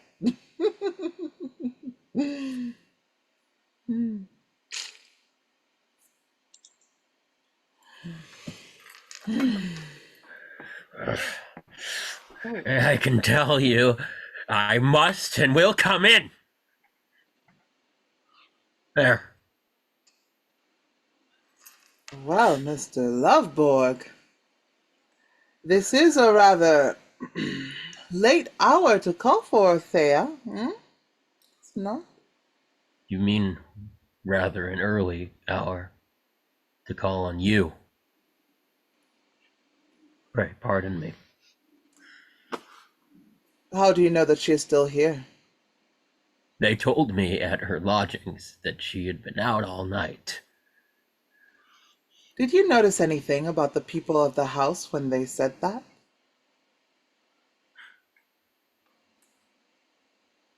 Notice anything about them? I mean, did they seem to think it odd?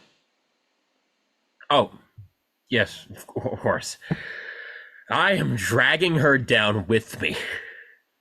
However, I didn't notice anything. I suppose Tesman is not up yet. No, I think not. When did he come home? Very late. Did he tell you anything? Yes. I gathered that you had an exceedingly jolly evening at Judge Brack's. Nothing more? I don't think so. However, I was so... dreadfully sleepy. Oh. LOVBORG! At last! Yes, at last. And too late. Wait, what is too late? Everything is too late now. It is all over with me. No, don't say that. You will say the same when you hear. I won't hear anything. Perhaps you would prefer to talk to her alone. If so, I will leave you. No, stay. Oh? You too. I beg you to stay. Okay. Yes, but I won't hear anything. I tell you, It is not last night's adventures that I want to talk about. What is it then? I want to say that now our ways must part. Heart? I knew it. You you can be of no more service to me, Taya. How can you stand there and say that? No more service to you? Am I not to help you as now as before? Are we not to go on working together? Henceforward, I shall do no work. What am I to do with my life? You must try to live your life as if you had never known me. No, I cannot do that. Try if you cannot, Taya. You must go home again. Never in this world. Where you are, there will I be also. I will not let myself be driven away like this. I will remain here. I will be with you when the book appears. Oh yes, the book. My book and Taya's. For that is what it is. Yes, I feel that it is. And that's why I have the right to be with you when it appears. I will see with my own eyes how respect and honor pour into you afresh, okay? And the happiness, the happiness. Oh, I must share that with you. Taya, our book will never appear. Ah. Never appear? Can never appear. Love book. What have you done with the manuscript? Yes, the manuscript. Where is it? The manuscript. Well then,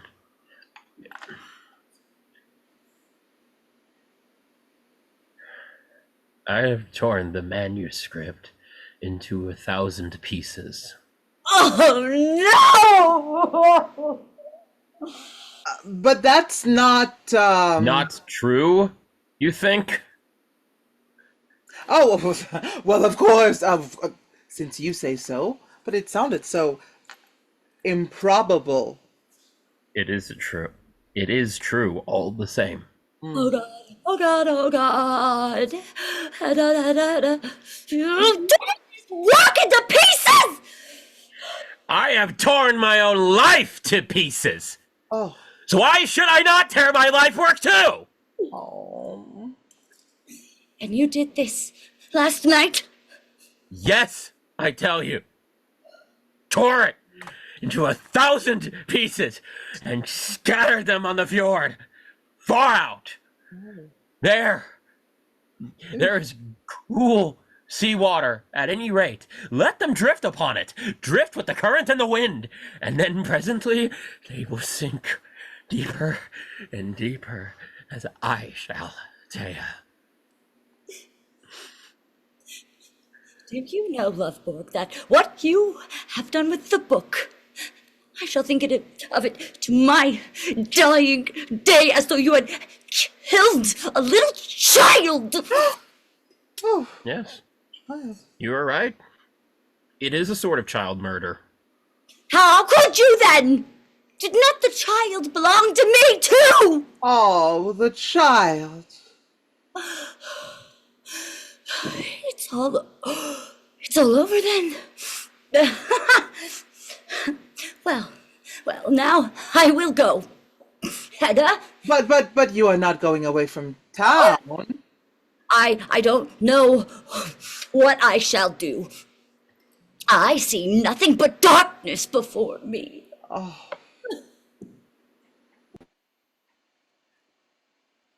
So you are not going to see her home, Mr. LOVBORG? I? Mm-hmm. Through the streets? Mm-hmm.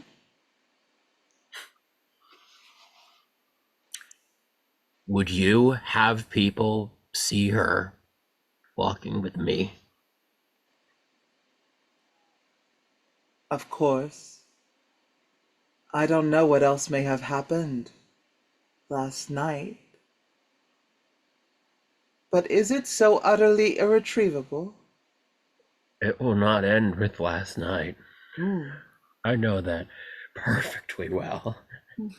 And the thing is that now I have no taste for that sort of life either. No. I won't begin it anew. She has broken my courage and my power of braving life out. So that pretty little fool has had her fingers in a man's destiny. But all the same, how could you treat her so heartlessly? Oh, don't say that I was heartless. Oh, to go and destroy what has filled her whole soul for months and years? You do not call that heartless. To you, I can tell the truth, Hedda. The truth? First, promise me. Mm-hmm. Give me your word that what I now confide in you, Thea shall never know. I give you my word. Good. Then let me tell you that what I said just now was untrue. About the manuscript? Yes. I have not torn it to pieces, nor thrown it into the fjord. No, but where is it then? Oh, I have destroyed it nonetheless. Oh. Utterly destroyed it, Hedda. I don't understand. Thea said that what I had done seemed to her like a child murder. Yes, so she said. But to kill his child, that is not the worst thing a father can do to it. Not the worst? Suppose now, Hedda.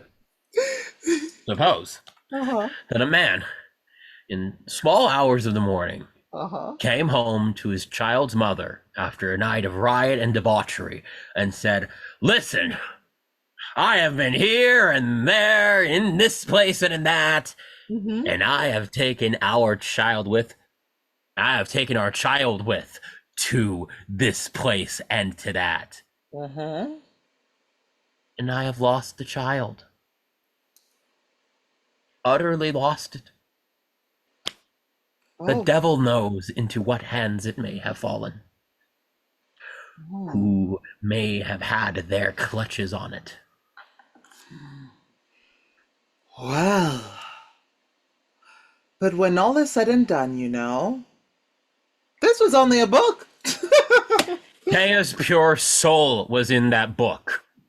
Yes, so I understand. And you can understand too. Yes.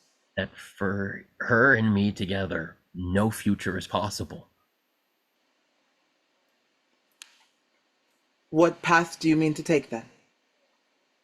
None. I will only try to make an end of it all.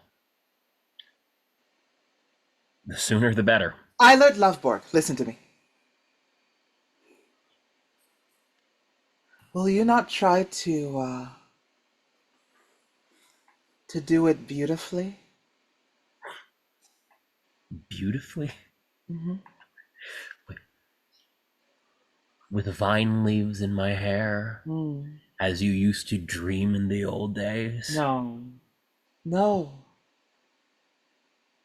I've lost faith in the vine leaves, but beautifully nevertheless. For once in a way, goodbye. You must go now, and do not come here anymore.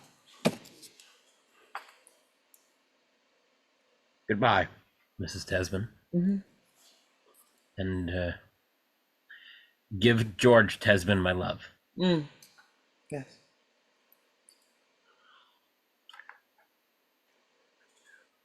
No, wait. Wait. I must give you a memento to take with you.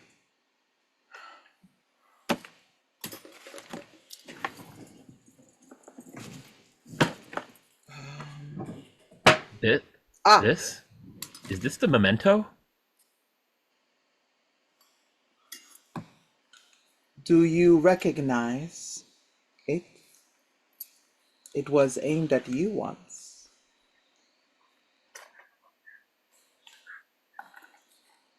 You should have used it then. Take it. And use it now.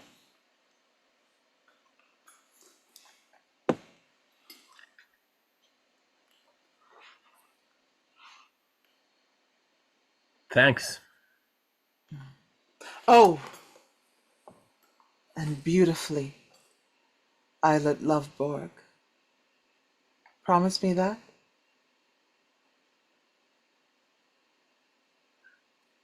Goodbye, HEDDA GABLER.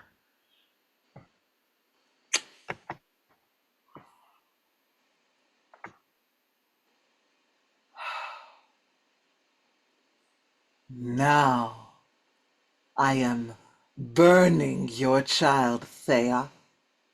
Burning it, curly locks. Your child and Eilert LOVBORG's. Oh, I am burning your child.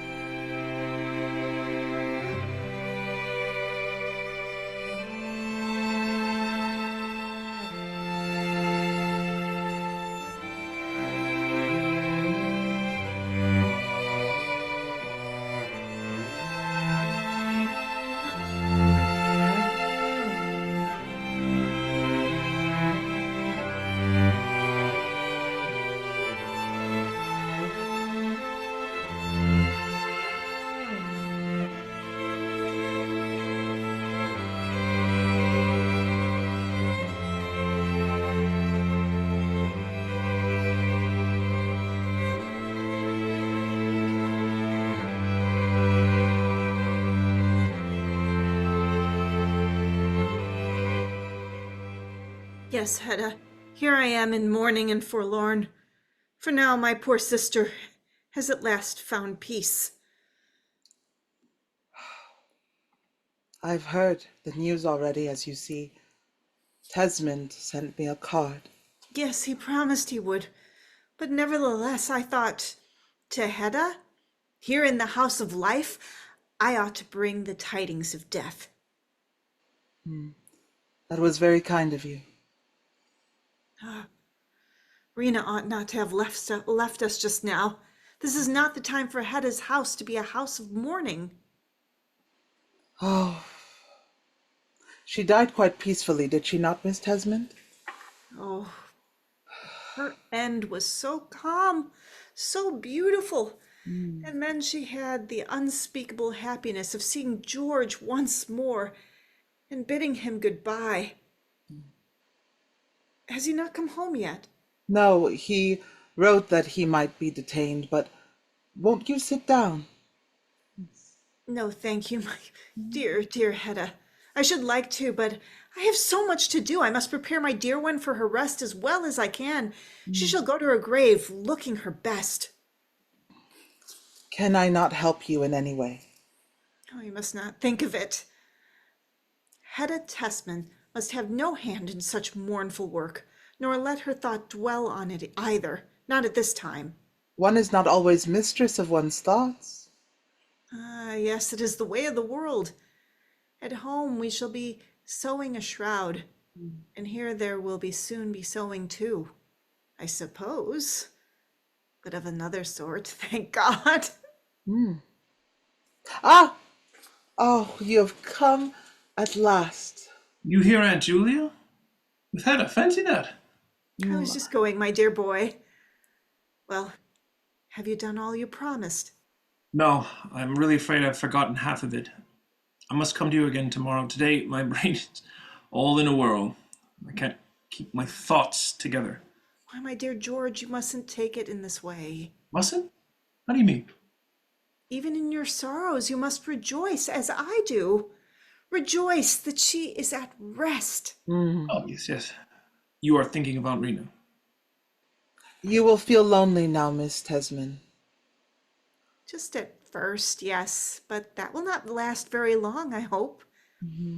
I dare say I shall soon find an occupant for Rena's little room. Indeed. Who do you think will take it, eh? Oh, there's always some poor invalid or other in want of nursing, unfortunately. Would you really take such a burden upon you again? A burden? Heaven forgive you, child. It has been no burden to me. But suppose you had a total stranger on your hands. Oh, one soon makes friends with sick folk, and it's such an absolute necessity for me to have someone to live for. Well, heaven be praised, there may be soon something like that in this house. To keep an old aunt busy? Oh, don't trouble about anything here. Yes, just fancy what a nice time we three might have together If No, nothing. It'll all come right. Let us hope so, eh? Well, I dare say you two want to talk to each other. And perhaps Hedda may have something to tell you too, George. Goodbye. I must go home to Rena.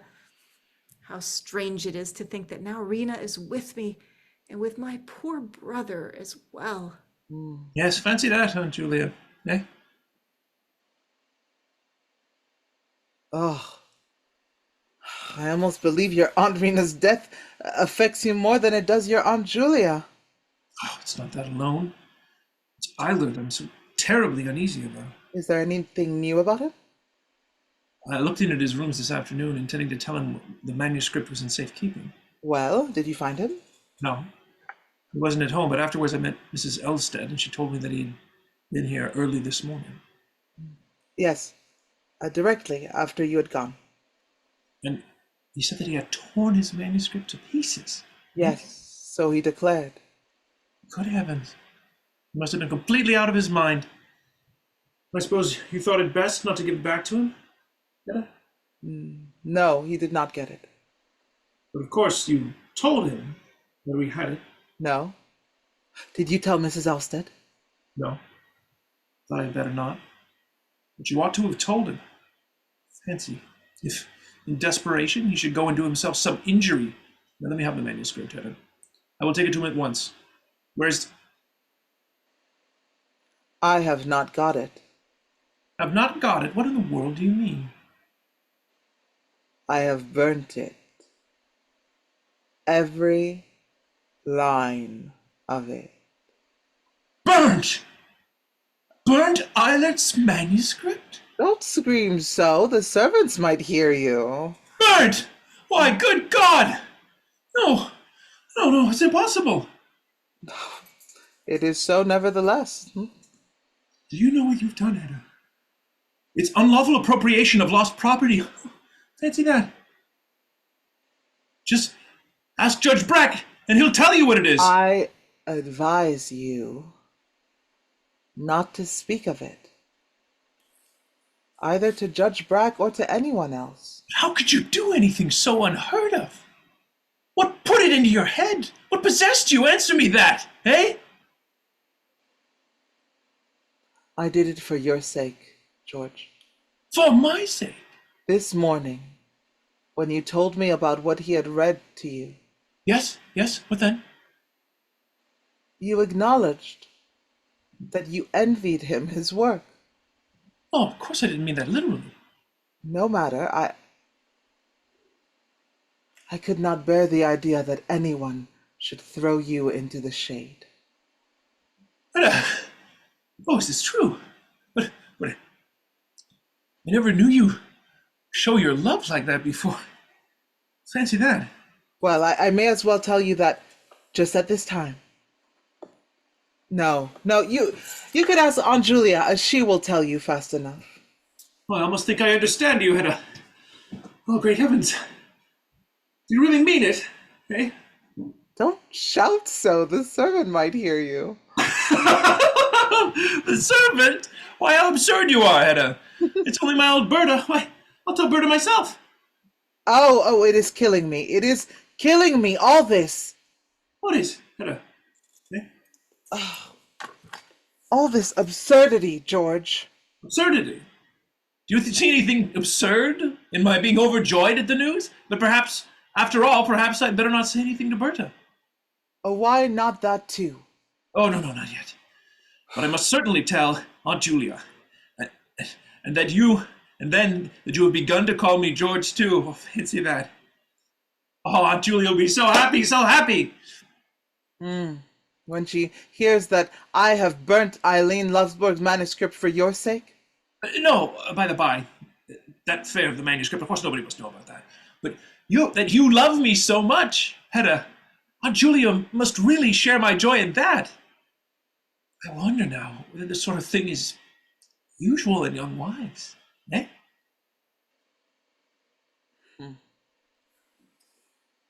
I think you had better ask Aunt Julia that question too. I will indeed, sometime or other.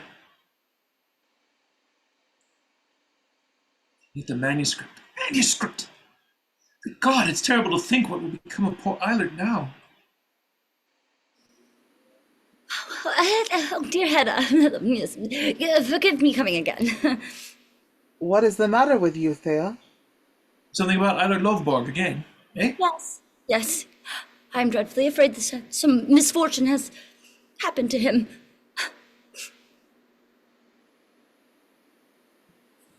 Ah, do you think so? Why, good Lord, what makes you think that, Mrs. ELVSTED?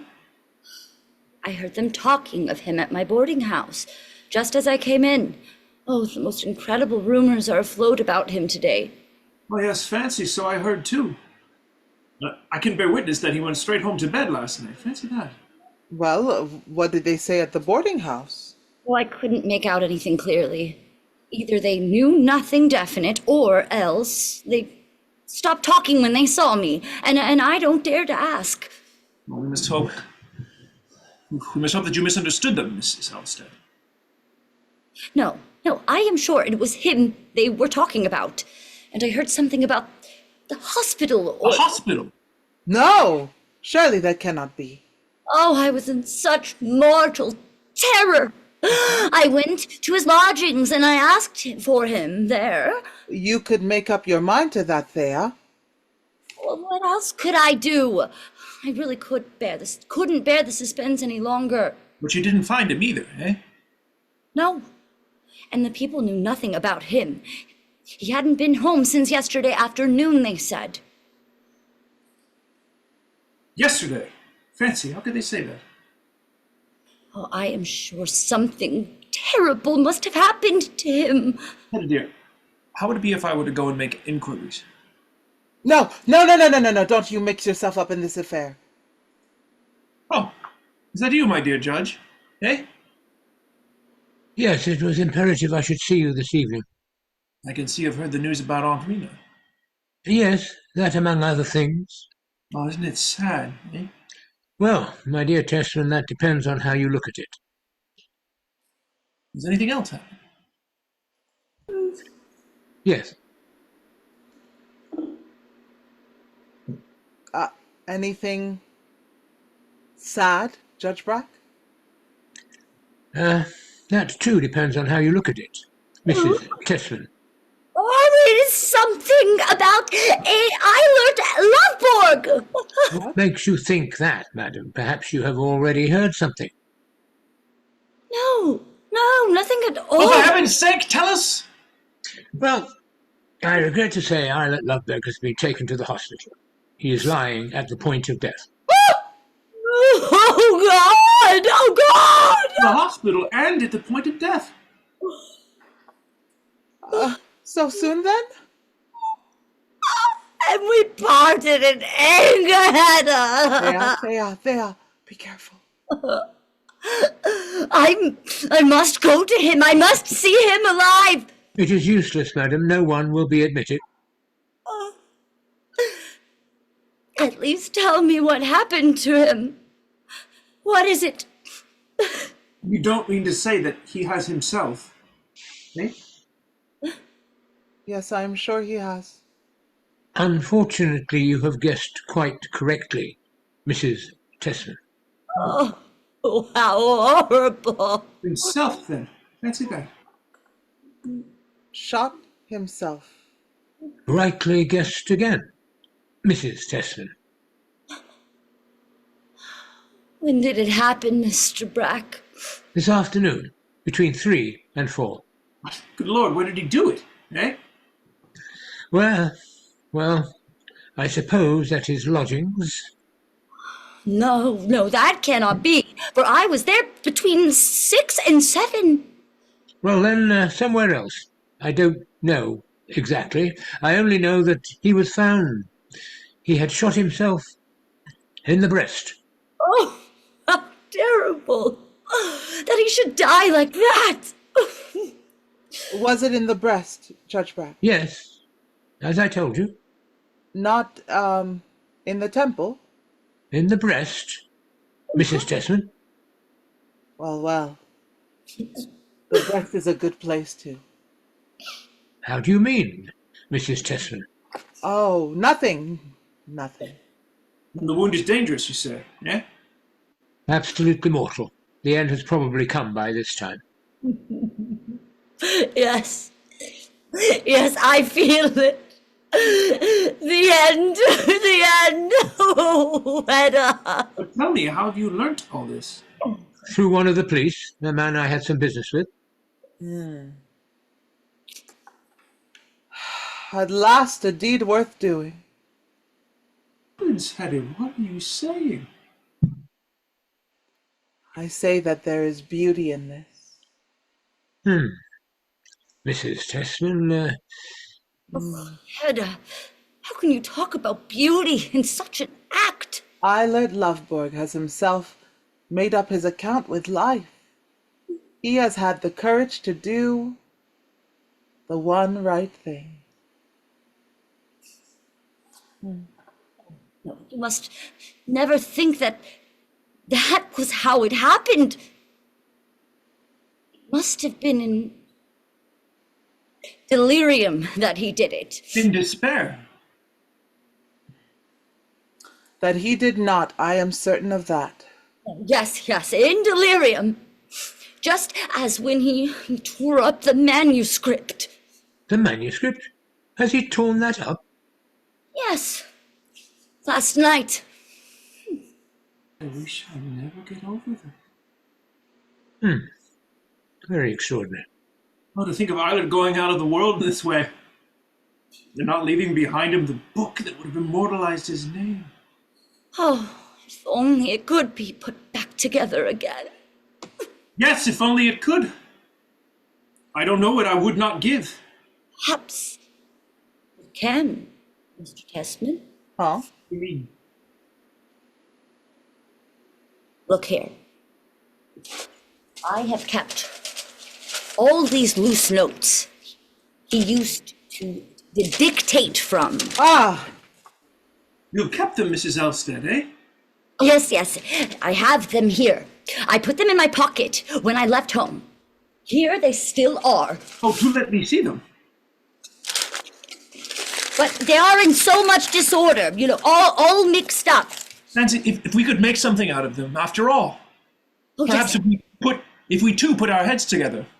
at least let us try. We will manage it, we must. I will dedicate my life to this task. You, George, your life. Yes. Or rather, all the time I can spare. My own collections must wait in the meantime. Hedda, you understand, eh?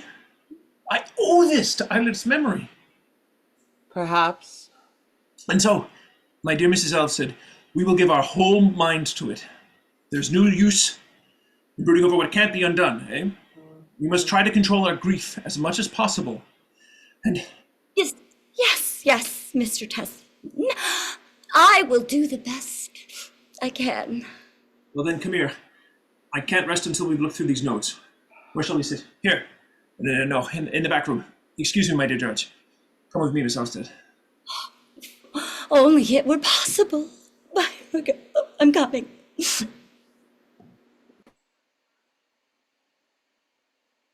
Oh, what a sense of freedom it gives one.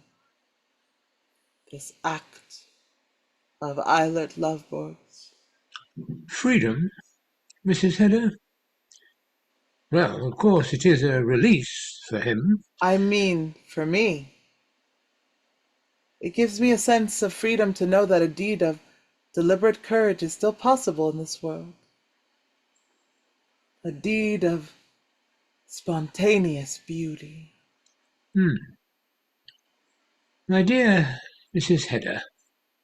Oh, I know what you're going to say, for you are a kind of specialist too. Like, EILERT LOVBORG was more to you than perhaps you are willing to admit to yourself. Am I wrong? I don't answer such questions.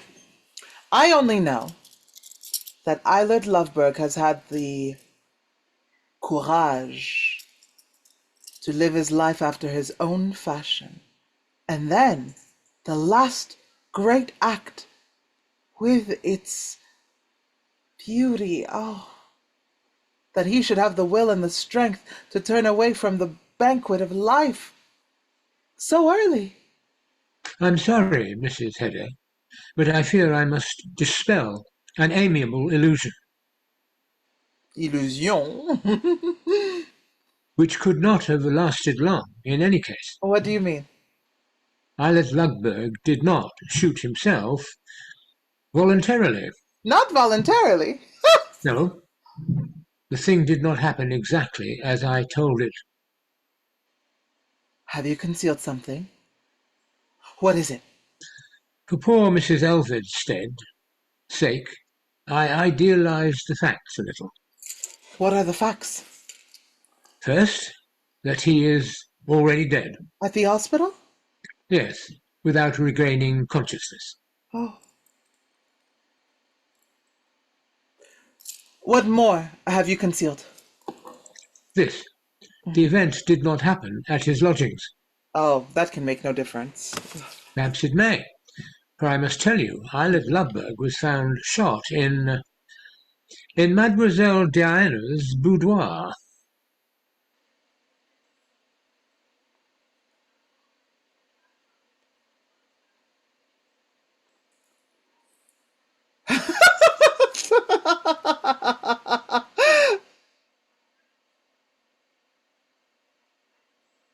That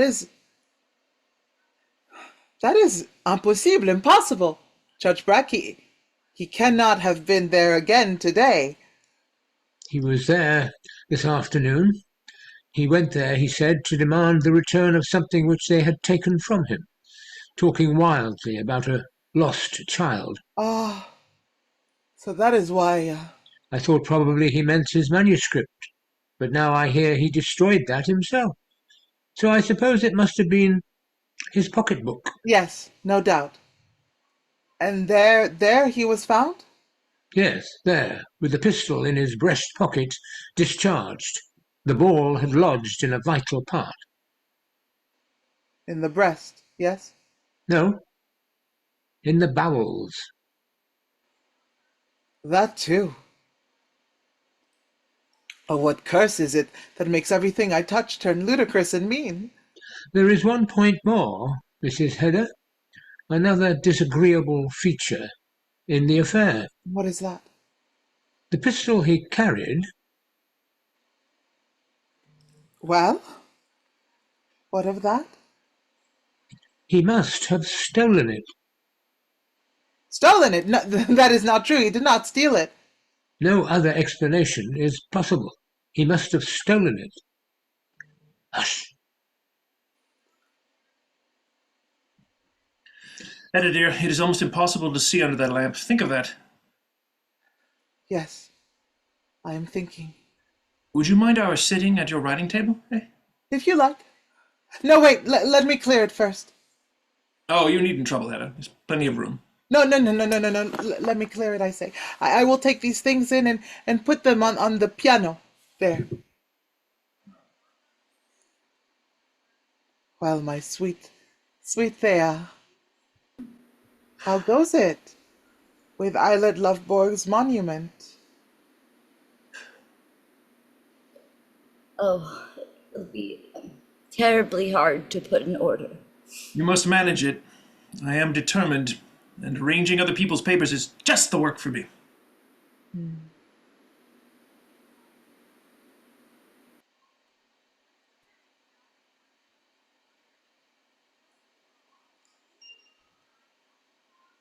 Judge BRACK?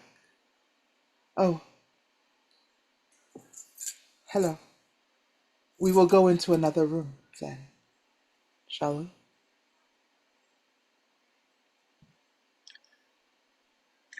So that we may speak alone, yes.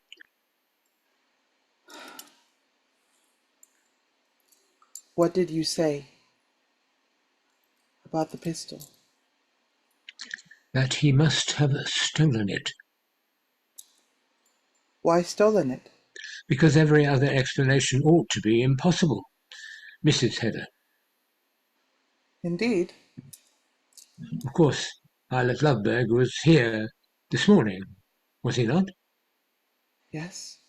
Were you alone with him? Part of the time. Did you not leave the room whilst he was here? No. Try to recollect. Were you not out of the room a moment? Yes. Perhaps a moment. Out in the hall. And where was your pistol case during that time? I had it locked up in... Well, Mrs. Hedda? The case stood there on the writing table.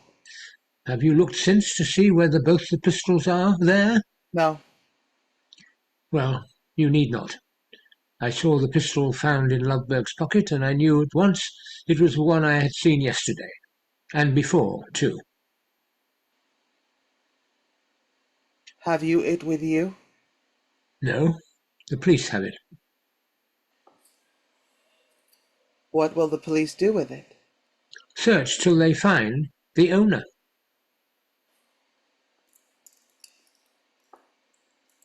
Do you think they will succeed? No, HEDDA GABLER. Not so long as I say nothing.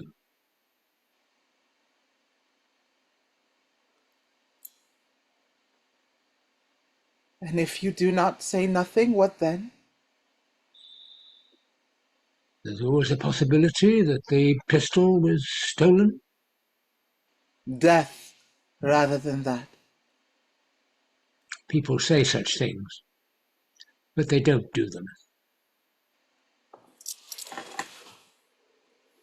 And supposing the pistol was not stolen and the owner is discovered, what then?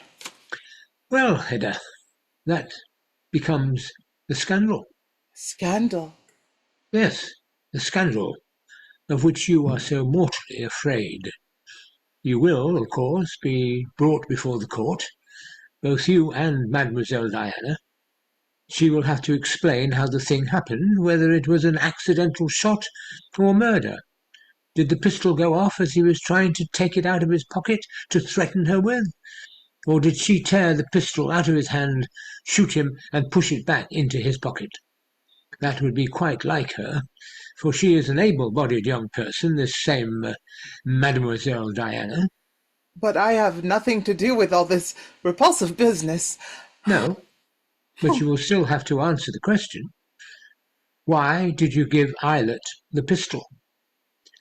And what conclusions will people draw from the fact that you did give it to him? That is true. I did not think of that. Well, fortunately there is no danger, so long as I say nothing. So I am in your power, Judge Brack. You have me at your beck and call from this time forward. Dearest Heather, believe me, I shall not abuse my advantage.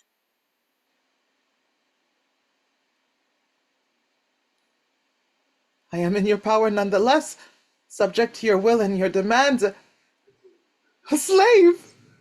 A slave, then. No, I cannot endure the thought of that. Never! People generally get used to the inevitable. Ah! Yes, perhaps.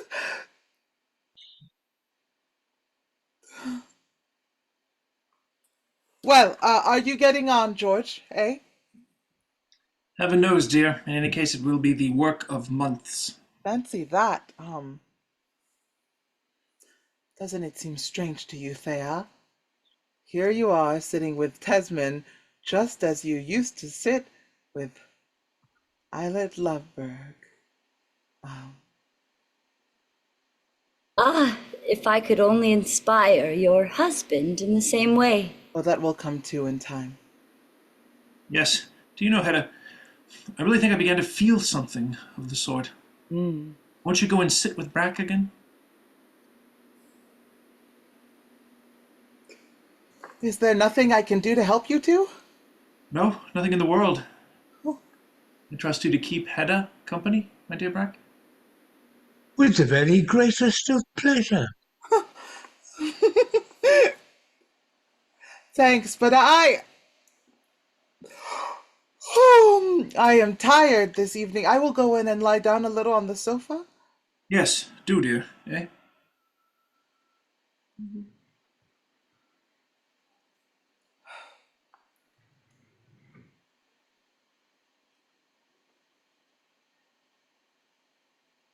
Why, my dearest Hedda, don't play dance music tonight. Just think of Aunt Rena and of EILERT, too. What is that? Oh, and of Aunt Julia, huh? And of all the rest of them. After this, I will be quiet. It's not good for her to see us at this distressing work. I'll tell you what, Mrs. ELVSTED. You shall take the empty room at Aunt Julia's, and then I will come over in the evenings and we can sit and work in there, eh?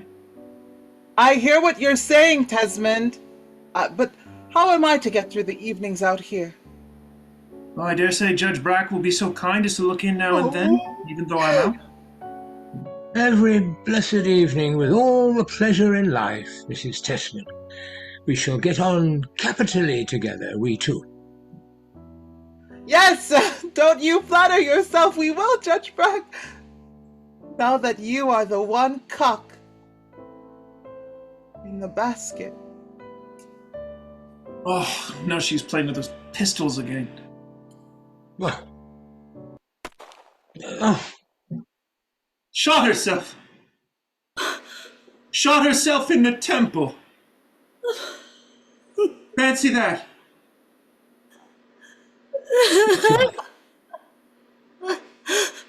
people don't do such things.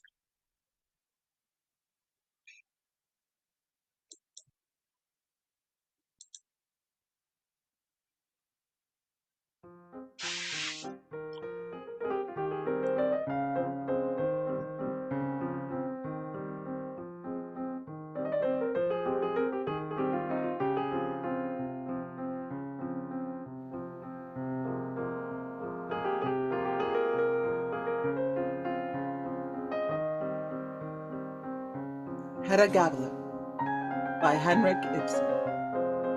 Translated by William Archer and Edmund Gosse. As HEDDA Tesmans, aka HEDDA GABLER, Jacqueline Elisabeth. George Tesman was played by Tom Becker. Miss Juliana Tesman was played by Karla Wren. Mrs. ELVSTED was played by Hayley Elisabeth. BERTA was played by Stacey Saunders. Judge BRACK was played by Henry Graham Murray. And EILERT LOVBORG was played by Ollie Phillips. A JaYo Théâtre production.